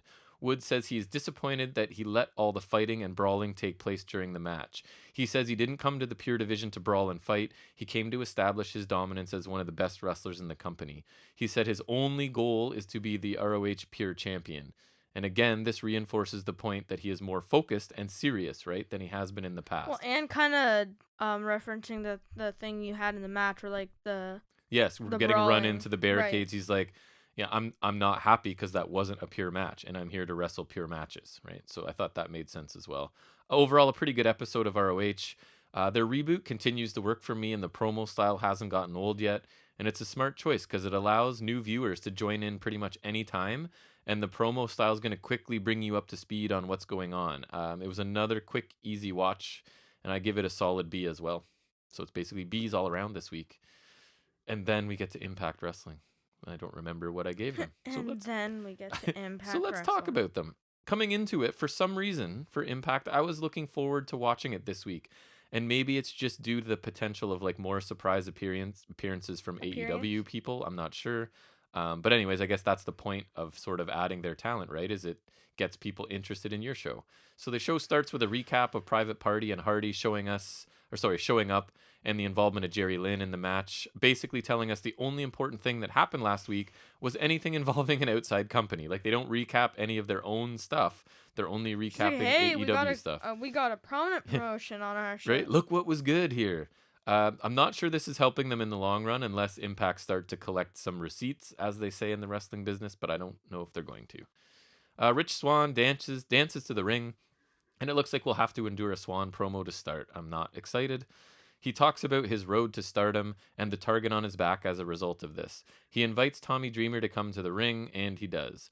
Swann previews No Surrender, which falls on Tommy Dreamer's 50th birthday. Swann gets nostalgic about his days of watching Dreamer and offers a shot to Tommy Dreamer at No Surrender. Yay. Sami Callihan objects to this and talks about his representation as the head of Impact. He lost his barbed wire match, but he is the heart and soul of this company, and he wants a shot at the title as well. Chris Bay then appears, and he is celebrating his birthday on the same day as Dreamer, just he's 25 years younger. And why are they drawing attention to the fact that you're putting a 50-year-old and a 25-year-old, anyways, which should get him a title shot too. Moose then shows up and reminds Swan of his promise of a title shot after suggesting everyone is too scared to challenge for his TNA title. They brawl and Willie Mack rescues Swan and Dreamer. Callahan pulls out his iPhone and summons Ken Shamrock. And of course, Shamrock helps destroy everyone, which I'm not a fan of since it's Ken Shamrock and it's 2021. But anyways, said it before. The heels stand tall, leaving Dreamer, Swan, and Mack defeated and outnumbered. So Dreamer gets a shot in a lesser pay-per-view, one of their like pseudo pay-per-views, which I think is kind of gross. And I guess the point of this was to show us who's in the top of this card right now, right? And I agree with two of those, Bay and Moose, and I disagree with the other two, Callahan and Dreamer. Overall, this was fine, I guess. I'm just glad to see them acknowledge Chris Bay as a main event possibility, but I've said it before. I much prefer matches to open shows over a lengthy talking segment, which this was, but at least it wasn't just Swan talking, because he's not good at it. No, he's not. We were then backstage where Swan, Mack, and Dreamer demand a match against the four heels from the opening segment. They're headed for Scott D'Amore, and he informs them that they need one more, and Scott Steiner isn't available. But it's doing the whole, like, have you ever seen the Steiner math promo? I've heard of it. If you haven't, you should look it up after the podcast. It's pretty amazing. That's what he was, because it was something like, I'm looking at the math, and Scott Steiner isn't available. You need one more person. So go watch that at some point. You'll understand. And they're pretty, so he shows them who this someone else is he has for them to tag with, and we don't see who it is, but they do, and they're pretty excited about it. So that's all we know. Swan trying to be angry and intense at the beginning of this was really bad, but it was relatively quick, I guess. Then moving on, we get a preview of tonight's matches, topped off by the Fire and Flava Fest, and Matt Hardy and Private Party's return to Impact.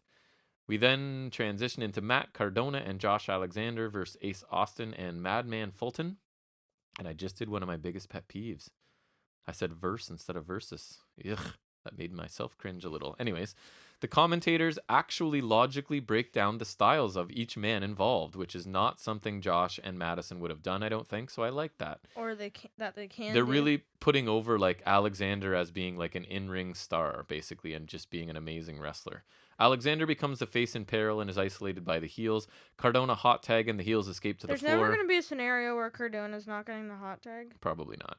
All four end up in the ring, and Cardona gets tossed by Austin, but hits a Rough Rider to Fulton in the process for the 3 count.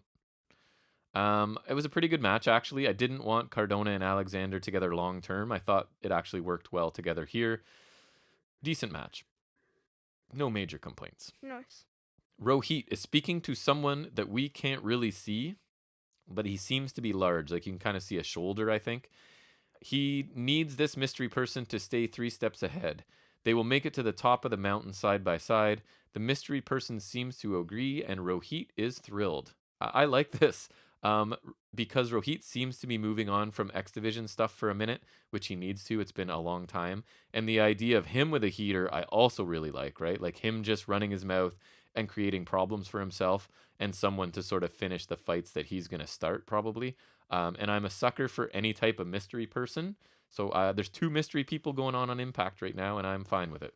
Nice. Yeah. And one of them we get revealed tonight, and one we don't. A good mystery is always good, fun. But I did say a good mystery. Yeah, that's the thing, right? You have to pay it off. You always get me on board until the payoff. You have to pay it off, and it doesn't have, and it's not allowed to involve a giant mechanical spider. That would help for sure. Terrifying. Or Hornswoggle. Or Hornswoggle. So the Tonys are back from AEW the Tonys. for their promotional spot that they paid their $100 for. Khan says he treats Impact as his own personal fantasy league, and after 1 week, he has the number 1 tag contenders. They take turns promoting this week's Dynamite matches and the upcoming Beach Break. And I thought this was the least entertaining of these ads that they've done. The Christmas one was the best. I think they're just insulting them. Yeah, there weren't as many clever insults in here. There weren't too many shots taken at Impact. It might be a conscious choice maybe to pull back from the constant burial of Impact, but I'm not sure. So it was It's still almost more fun than just burying him. I think it's way more fun. It's just at some point Impact's got to be like, okay, like we're never going to recover from this and we're never going to get even with you guys. So just maybe pull back a little. I guess, yeah. Brian Myers runs into Josh Alexander and Cardona backstage. Cardona tries to be nice and seeking a fist bump because they're like friends and partners and do a podcast outside of wrestling. But Myers ignores him and criticizes Alexander's choice to refuse to partner with Myers because he had that chance earlier at some point in Impact, but then agreeing to partner with Cardona, that's where it was. Myers refers to Cardona as, quote, his Jannetty, which I thought was a cool line. Like, you refused to tag with me when you had a chance, but now you're agreeing to tag with my Jannetty. I thought that was funny. And then he heads off for his match with Eddie Edwards.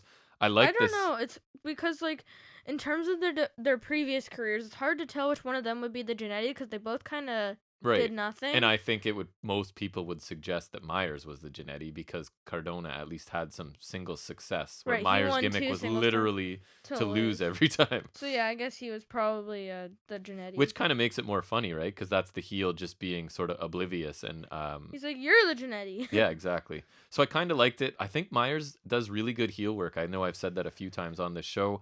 And that this furthered the tension with Alexander and introduced his feelings for Cardona being part of the roster now. So I thought it was straightforward, kind of realistic, and makes sense. And this is what Impact does best, right? Keep it simple, Impact. And we're going to see what happens shortly when you don't keep it simple and I get upset. Maybe Myers not wanting to make stems from, like, Cardona is pretty overshadowing, so. Yes, right? So that could be part of it.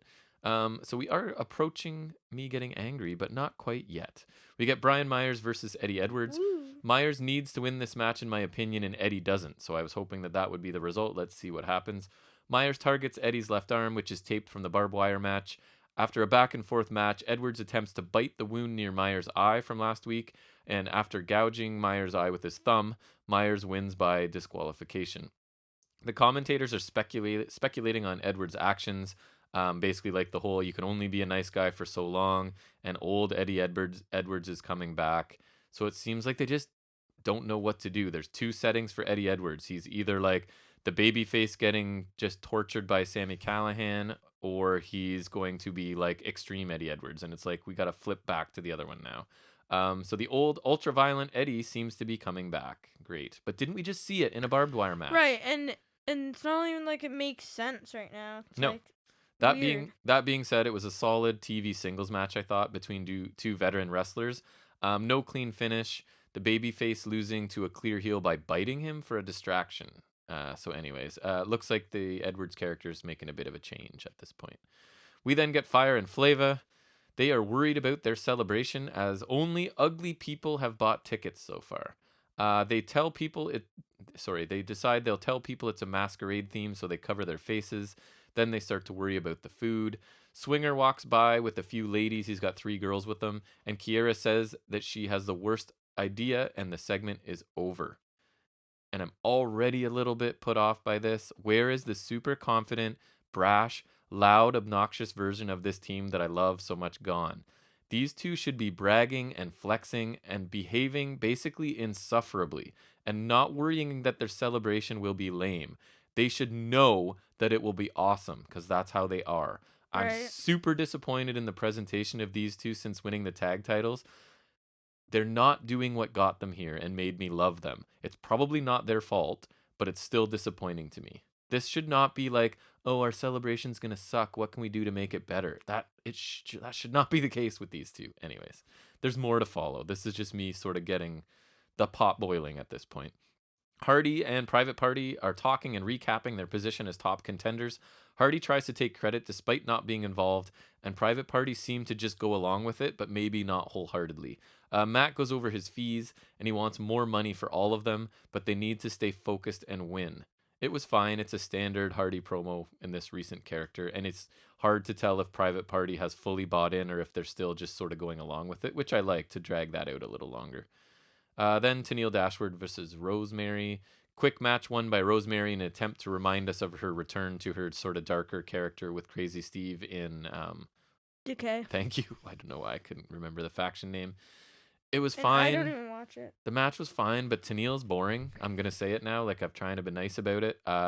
They've taken an idea that I thought had some potential, like this idea of a heel influencer character, right? Like someone just so self-absorbed and looking for It's views. kind of like a better version of the video game gimmick with Yeah.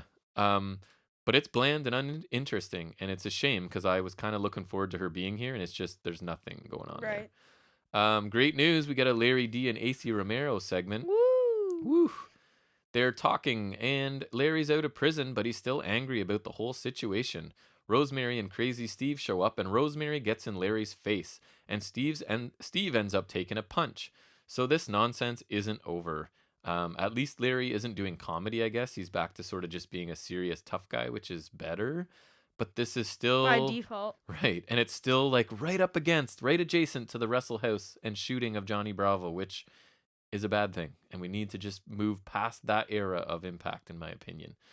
Apparently, Swinger, who has the giant roll of money now, because that we're still talking about, and I'm just rolling my eyes. I know this is an audio podcast, but I'm rolling my eyes when I say giant roll of money, because it's still around.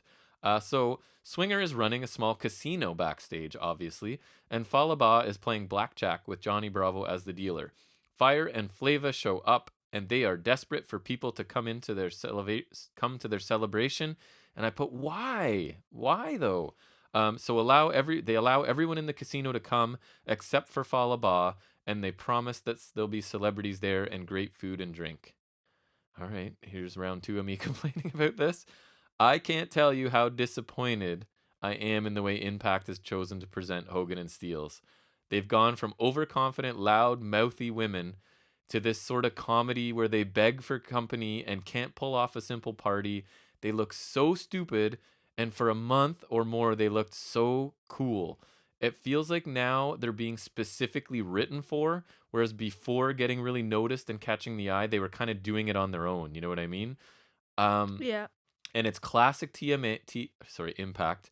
You're getting too complicated with them. Keep it simple. Their attitude and charisma in simple interactions with other people is really entertaining, and all they need. Have them talk nonstop trash and cheat in the ring to back it up. When crowds return and love them, because they're going to, you can turn them babyface. It's so simple, and you're making it so complicated. Anyways, I thought the segment was bad, and then the actual celebration happens later. So you'd think, hey, you're getting an Impact that's going to have Fire and Flava 3 times on it, and I'd be like, awesome, except no, of course not. We then get Deanna. Calm down, get the blood pressure down a bit. Deanna, Kimberly, and Susan are doing an awkward summary of their recent exploits, and I like Deanna on the mic. This was brutal because it was basically, when it's like she's talking to her friends, whatever, her group. Wasn't it crazy when you did this and then this happened and we did this and then they did this? Like that kind of a conversation that would never happen in real life because you're summarizing it for the audience, right? And it was just awkward and bad. Right. Then Jordan Grace and Jazz show up. Words are exchanged, and a match between Susan and Jordan Grace is made, which I'm okay with. Purrazzo's worst speaking role so far, in my opinion, but it was the material she was given, not her. No one could possibly do a good job with such unnatural sounding dialogue. Hey, remember when you did this and then this happened? And here's every plot point along the way. I like Susan and Grace, so I'm fine with their match potential. We then get, catch my breath, the Fire and Flava Fest to take place in the ring. All right. Well, Alicia is the MC, and she obnoxiously introduces the new Impact champions, Fire and Flava. Hogan and Steels cut a promo talking about how great they are and how they hold everyone. What does that say? They told everyone, that they would win. I'll tell you right. Everyone that they would win. Spoiler alert, by far the best part of this was Fire and Flava just making their entrance to the ring because they were back to just doing what they do, oozing charisma and just yelling stuff and putting themselves over.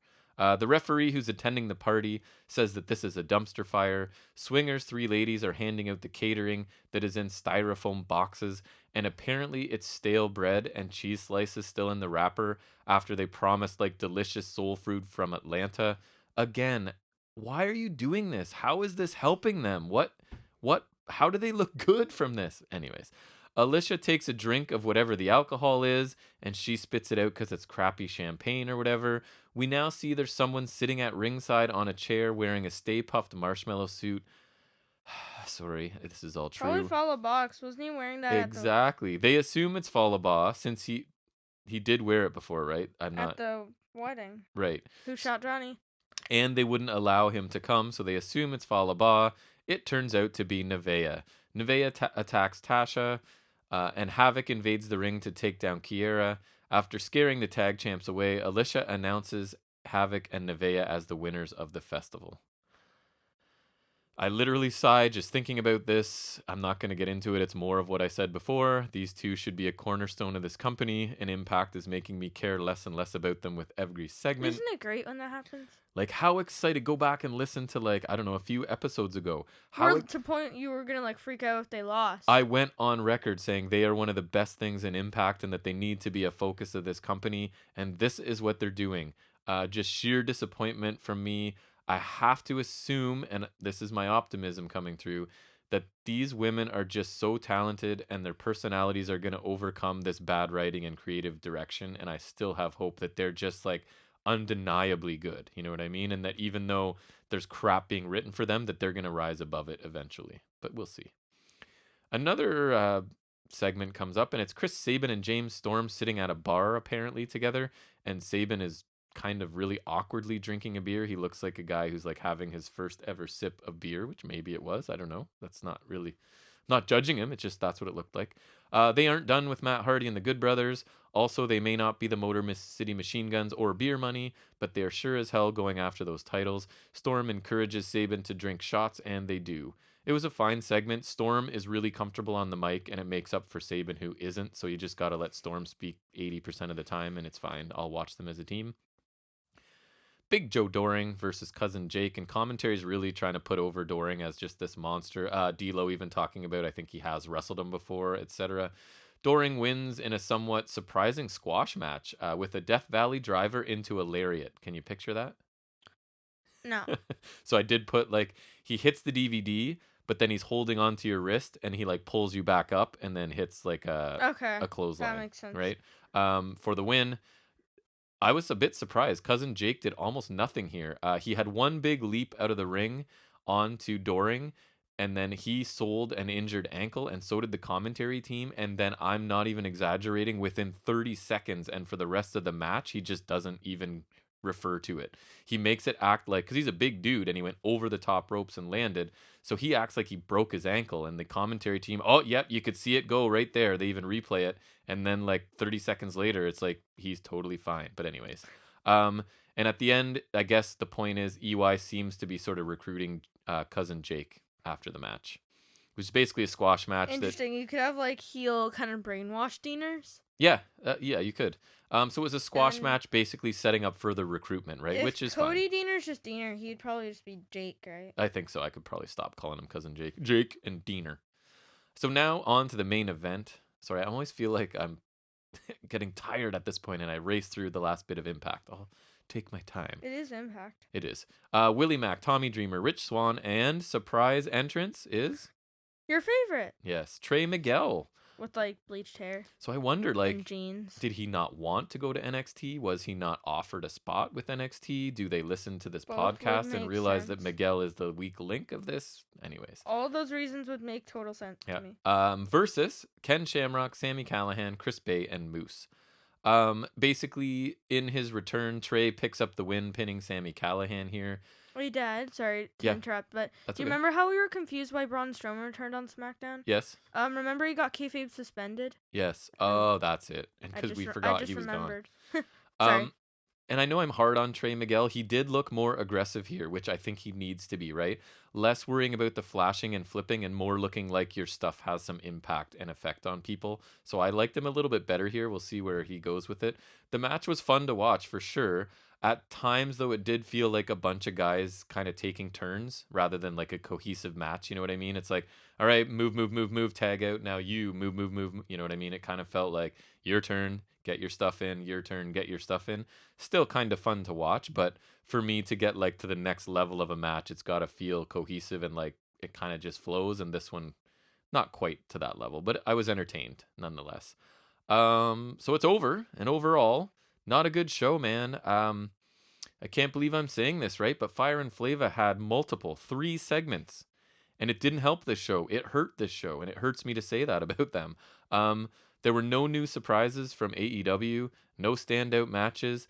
The money angle and the Bravo angle were still furthered, so that means you get a C Impact, and you need to do better than this, because this wasn't good. Isn't this like one of the worst grades? And except for that, didn't you give them might the have D done the one time? I feel like you gave them a D the one time. I think it's my second lowest. Good job, Impact. Yeah, that was not a great show. So I don't know. All right, buddy. Shall we move into our one of our last things, which is going to be before the Royal Rumble preview? The only other thing, I watched 205 Live, just the Dusty Cup match. Ember Moon and Shotzi defeated Marina Shafir. I didn't notice this was on, and you said, "Oh, this was on." I'm like, "No, it's Shotzi Blackheart." So while you polished up your notes for the show, I watched it quickly. It was like 8 or 9 minutes, I think. Moon comes off the ropes with a code breaker for a pinfall attempt that's broken up by Shafir. Blackheart and Shafir then are battling, and they go out to the floor, and then Moon locks in a modified like STF and Stark taps. Yes, so sorry, it was Marina Shafir and what was her name? I didn't even say her name. Zoe Stark. Sorry, what is it, Stark? Zoe. Yeah, so I've seen her in Championship Wrestling for Hollywood. She's a very fit, impressive athlete. She didn't look bad. I thought Moon looked pretty good. The match was nothing special, and I just covered it because we cover everything related to NXT. All right, exhale. Now, Royal Rumble preview. You ready? Let's talk some Rumble, man, before tomorrow night. Let's do it. So my hope is always that the pay-per-view is so good that we just want to talk about it, and we'll do a special bonus episode, but I doubt it. I don't know. Well, we probably won't, but I mean, there's better chance given it's the Royal Rumble. So. Right. All right, so I'll tell you the match, and I've made my pick, so you let me know yours, and I'll fill them in, and we'll keep track here. And you give me yours, and I will not do that, but I will listen to them. Thanks, I appreciate that. Women's Tag Team Championship with Nia Jax and Shayna Baszler versus Charlotte Flair. I never want to bet against my girl, but I'm going to have to go with that because it's Charlotte. That's funny. And based on last year, I should not pick Baszler against Charlotte. So you're taking Flair and Asuka? Yeah. I also am, and it's funny because my reasoning, if you were going to ask me why, I was going to say because Charlotte Flair's in it. Yeah. And I really just... And literally last year, Baszler should have won the Rumble. Guess who did? It was Charlotte last eliminating Shayna Baszler. I really just feel like she's at a status, and I think Charlotte's amazing, and I'm on record saying she might be the greatest she was ever. like Roman Reigns, honestly, when she was it. They were good wrestlers. It's just like... Yes, it's not fun to watch her anymore. It's just she's never gonna lose. She's never gonna look weak to anybody, never gonna right? put people over. Yes, agreed. So we agree on that one. Universal Championship Last Man Standing match: Kevin Owens versus Roman Reigns. Roman Reigns. Right. We were talking about it on the walk to Booster Juice. Dare I give a reason for this? It's sort of getting the problem with Reigns is, and maybe it's not the problem with Reigns, it's the problem with the rest of the roster or how they're booking it. Reigns is so prominent and dominant right now. It's really hard. Like I was saying to you, imagine me saying Roman Reigns versus put in whatever name you want. Who's going to win? You're going to say Reigns without a thought, right? So I think that's going to be an issue at some point. They have to build somebody believable to actually challenge. I've heard a thing that's not going to be Nakamura, right? Right. Challenging him at Mania, which sucks because I feel like if he were to win the Rumble and actually like be built, he would be perfect. Yep. But I don't see it right now. I mean, and I don't pay much attention to main roster, but it just feels like Reigns is going to steamroll basically anyone at this point. WWE Championship match: Drew McIntyre versus Goldberg. You're putting thought into it? Oh my goodness. What are you saying? I'm gonna go with Or I can tell you mine first if you want, but Miz. Okay, so you're saying cash in, but Goldberg wins and cash in, or Drew wins and cash in? I'm thinking maybe like Miz cashes in mid-match to kind of save Goldberg. Okay.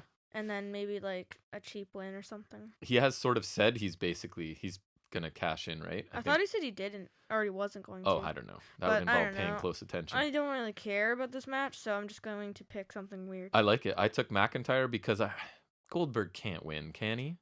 I think like if he wins, it better just be to have Miz cash in, which I don't think I'll like either. But Goldberg can't be beating McIntyre. I think at least Miz should be beating McIntyre by way of cash-in. I think maybe, honestly, Miz walks out right at the beginning to show he's there. Goldberg turns, Claymore, and it's over would be how I would book it.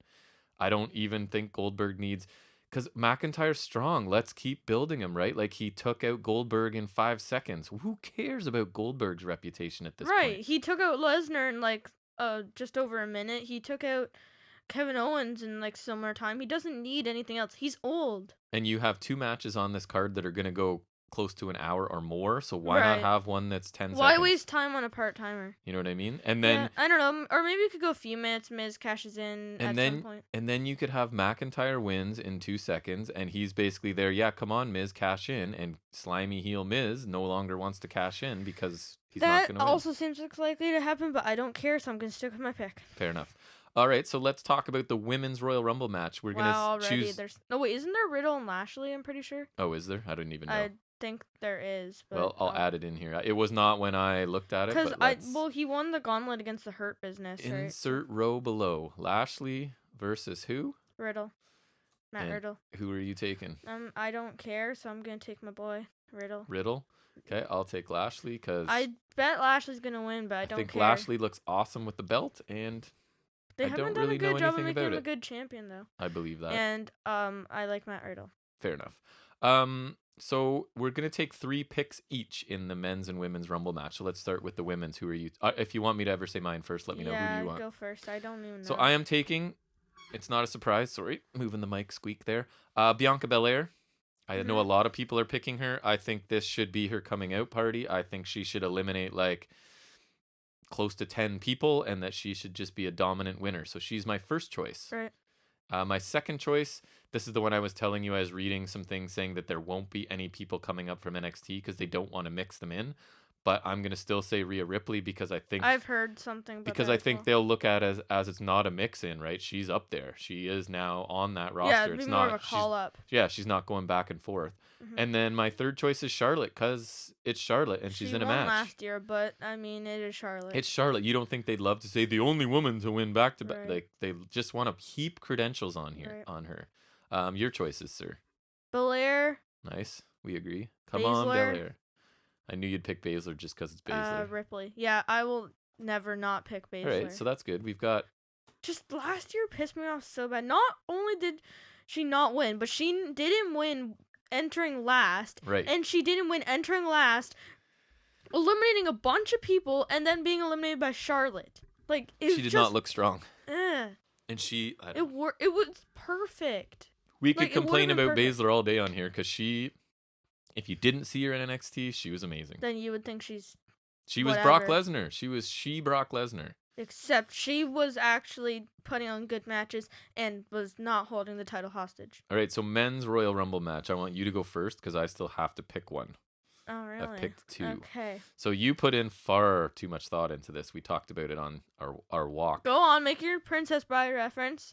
Go, do it. Oh, yeah, that you were basically, what's his name? Vicini? Yes. With the whole, like, Paradox. I can clearly not choose, for this reason, I can clearly not choose Big E Langston. But then again, there's blah, blah, blah, so I can clearly not choose Shinsuke Nakamura. But then again, so it was that. It was sort of that scene on our walk. Okay, so my first pick, I'll pick Daniel Bryan. Okay. I will tell you that is my same first pick, so that kind of is lame, but what can we do? Big E. Okay. And Jay White. Wow, Jay White. I think it's hope, right? It's hope, and it just seems like the whole travel thing, it seems too good to be true, but, like, it just, like, I don't know, it could be Walter that has the issue, but think about it. If it was Walter, then he would probably be in, like, with Wolf. Like, if they got Wolf in, they could probably get Walter in, and they could probably get Walter out. It would be exciting for White to show up, and then I would realize, oh, wait, he's on the main roster. But, like, if he were to win the Rumble, then that would be a good sign of things to come. Debuting and winning the Rumble is a great sign. Okay, so I am taking Daniel Bryan, as I said, Edge. I was going to pick him. He was one of my I was going to say Big E, but I kind of want to switch it up, so I'll take your other one you wanted. I'll take Nakamura for you. Even though it's I don't think he'll hasn't. He's not going to challenge Reigns. But yeah, okay. All right, I'll try. All right, so now I thought just for fun I think SmackDown has better potential winners, honestly. I don't know who's on what roster. Because We talked about this. Biggie and I guess Nakamura, even though probably not, and Daniel Bryan are 3 of the favorites, and they're all on SmackDown. Nice. I thought we'd just talk about maybe surprise entrants. So I have 3 for each. Do you? I can just suggest some. So I'll say my 3 that I'm choosing are Damian Priest, Seth Rollins, and Brock Lesnar. Because they always, I think so. Oh, no, Brock's done. He's got whatever. And then he shows up. I don't know about Brock, but because I don't really want him there. No, but I also don't see the point. I could see him coming back for TV ratings. Toilet, but and I think for TV ratings, though. Maybe. But so I'm gonna go Jay White. Okay. Seth Rollins makes sense because he was supposed to return on the New Year's I thought that one was clever. Okay. And Damian Priest, because the call up. Because I like that's the one I'm kind of most Seth confident. Rollins, he was supposed to return on the New Year's SmackDown. And he could win it too, if depending on how they want to push him and what his character is. True. If he I want him to ditch the Messiah. Actually, he's a great babyface, but then I'm taking Nakamura out and putting in Rollins. Just talk myself into it. Will you allow that change? Sure. Thanks. But then I want to switch Big E for Seth Rollins as well. Ooh, okay. He was my second pick, so. All right, so now because Big E is Intercontinental Champion. So. Surprise entrance in the women's. Becky Lynch, I think it's possibility. Okay, I do not have that, so I like that.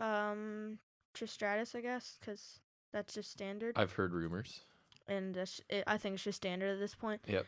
And I've heard Ronda Rousey's training, so Ronda Rousey. Okay. As much as I would despise that.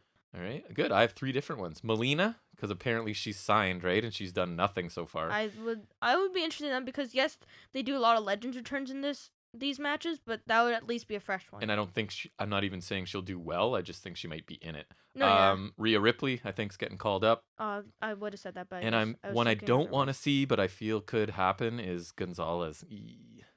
I don't want that one, but I fear if Ripley's gonna call up, that'd be at least decent time. I think maybe less chance if it's true they don't, because I don't know if Gonzalez is ready to go up for good, but you know how they like to sort of give them a chance and then send them back sometimes. Okay, so other than Ripley and Priest, if they were to bring in NXT people, who would you think? Like, let's do 3 from NXT that you would. I'd love to see Dakota Kai, Io Shirai. I don't want them not there. Like call ups, but like just for the match. Make an appearance. Shirai. And it could be a call up, but just like in the match at least. Shirai, Kai, and Gonzalez probably. Yeah, I think that's probably safe. Or you could do LeRae. She's already been in it, no? Yeah, that's true. But not as a heel. So. Right. And then for men's. I can't believe I remembered that LeRae was in it. That's about the limits of my memory. I would say you could do Adam Cole probably as a standard good choice. Based on his recent role, I would say Kyle O'Reilly would also be a good one. Bronson Reed because he's really big. Yeah, and then I would honestly go Cole, Balor, and O'Reilly. Yeah, I think it's going to be Priest. They might do Reed just for fun because he's young and people will... Like, sometimes I feel like they pick people who are going to go back down for long enough that people will forget they were ever up, you know what I mean? Just to see... Vince wants to see them against the main roster people for a second, and then, I don't know. So maybe Bronson Reed, but we'll see. Okay, well, that... maybe Ciampa would be... I'm not going to say that, but I'm just saying that's a possibility. Our predictions have been made and are recorded. We'll review them next week and see how we did. So that will take us to our final segment of every week, and that's where Jack takes a few minutes to let us know what's new in the world of wrestling figures. It is time for Figuring It Out with Jack. I got 2 things, both AEW.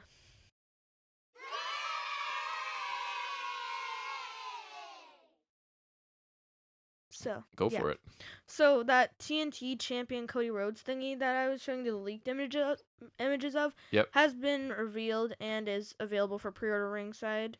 So if you're a big Cody Rhodes fan, you know I am. Go pre-order. Even if you're not, honestly, I do think this is a pretty nice figure. It is from his Double or Nothing 2020 attire in purple and silver, from when he defeated Lance Archer to become the inaugural TNT champion. Accessories include the TNT championship, of course, which looks really nice. It's the red strap. It's the inaugural design, or before they it's the unfinished design, but still looks really cool in action figure form. The silver looks pretty shiny from what I can tell. It looks really nice. And then you also get 3 interchangeable heads. You get the stern expression from Series 1. You get the kind of angry yelling expression from the Blood Brothers 2-pack, just minus the blood, of course. And the new kind of smiling head scan that we're also getting in Series 4. And then you also get interchangeable hands, which have the open hands and fisted hands. And you also get a nice American Nightmare shirt, which looks pretty good as well, cloth shirt. And I was saying I heard somewhere else the skin tone is the much skin better. tone is much better, yes. I've heard COVID kind of disrupted the first series, which is understandable. Because your Omega does look kind of pale. Yeah, and my ringside Omega has like 3 different skin tones. You did point that out to my colorblind eyes. And the background in the packaging actually doubles as kind of like a little entrance stage, and it looks small. It's small, but just barely is taller than the figure. But I honestly think it looks really cool for some reason. Like if you are doing like a pick fed, which is like the stop motion, and say you need an entrance stage for cheap, right? You could put an image over the Double or Nothing logo part, and then this would be a nice little entrance stage, and you'd be getting a Cody figure. So I think it just looks really nice. It's got like little pyro bits. It looks really cool. It's a decent ringside exclusive. I hope they do more of these. Like I was saying, I really want Omega and Page just to get the tag belts. Yep. I really want that. So, and maybe you could get like an entrance stage from the Jericho Cruise Dynamite. Oh yeah, that was the cruise debut shows are cool. That was the debut of the Jericho sing along. Wonder when we'll get those back. They're fun, just because anything in a different. It's just like I'm amazed that they actually did that. It was just so weird. And then we got AEW Arrival 4 images. So we got Cody Rhodes from Fyter Fest 2019. This is like a black look with the logos kind of got the neon green kind of outline. I was gonna look at images for reference, and it's already sold out. Jeez. I wonder what the percentage of Cody to total number of figures. He's got like 6 out of I think it's 20 7 or him now, because let's see, he's got actually I'll talk about that after.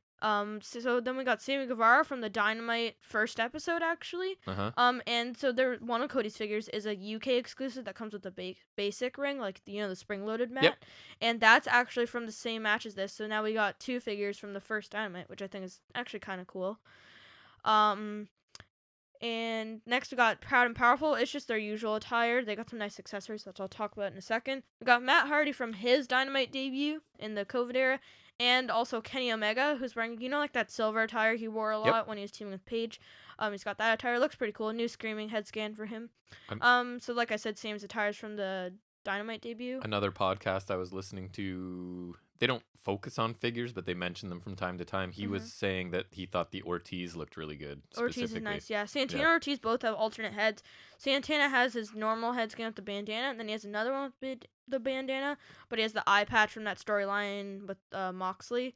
They were also saying that the appearance and the quality seems to have improved from the previous series. And Ortiz has one head with his afro hair and another one with braided hair. Nice. He has the inner circle shirt painted on. He looks really nice. Like the big hair. Yep. And even the braid hair is a nice look too. Cody also has an alternate head. He has the smiling head, and that's the same as the ringside exclusive. And the other is the Stern Series 1 head scan. And Matt Hardy comes with Vanguard 1 and a red holographic kind of thingy of himself. So, like, you could have Vanguard with, like, the hologram. Yep. Which is actually really cool. Nice detail. And Sammy Guevara's got his signature hit me up sign. Yeah. And Kenny Omega just has his interchangeable hands and entrance vest. Simple accessories for him, but his figure looks really nice, actually. Cool. Probably the best of his to date. He's only got 3, so that's not He's terrible. No Cody. Yep. Chase variants are Matt Hardy from Dynamite on... What would the 5th month be? That would be May. May 6th from last year, obviously. And Cody Rhodes from Revolution 2020. So, yeah, that's 7 figures. We got Series 1, Normal and Chase. We got the UK exclusive. We got the Blood Brothers 2-pack. Then we got the TNT Champion, and then Series 4, Normal and Chase. That is 7 figures. It's almost like he made a little agreement. Listen, I'll never be able to win the major belt, but I'm churning out figures in myself. Right. Yeah, it's like in the first 4 series Cody. And ringside exclusives, you got 7 figures of Cody. It's a lot. So Cody fans, eat your hearts out. I guess. But the Cody Rhodes, the Chase variant's not bad. It's supposed to be, I think, maybe gold, or I'm not sure, but it looks kind of orange, so I'm not sure if it's supposed to be gold or it's supposed to be orange, but It's from his match with MJF. And then Matt Hardy's, honestly, the Chase variant, it looks like, so Matt Hardy's figure looks like they use the same body as Jericho. And then in his Chase variant, it looks like they use the same boots and knee pads and bottom too. So it looks like they just put Matt Hardy head on Jericho's body. Weird. Without the tattoos, obviously, but yeah. But I think Series 4 looks really nice. I definitely gotta get Proud and Powerful and the Omega. Yeah, well, actually, that'd be neat. I think I definitely gotta get the Inner Circle dudes and Omega and even Cody Rhodes. Like, I'll take another Cody, obviously, and the ringside exclusive, especially. I'd probably get that one first. Nice. It's got some nice accessories, but some good stuff coming. Yeah, you sound excited about it. That's good. Yeah. Anything? Oh, and there's a leaked image of a back of a packaging. I think Series 5 is going to have Jurassic Express. Nice. So, Luchasaurus and Jungle Boy, and another Hangman Page. About time.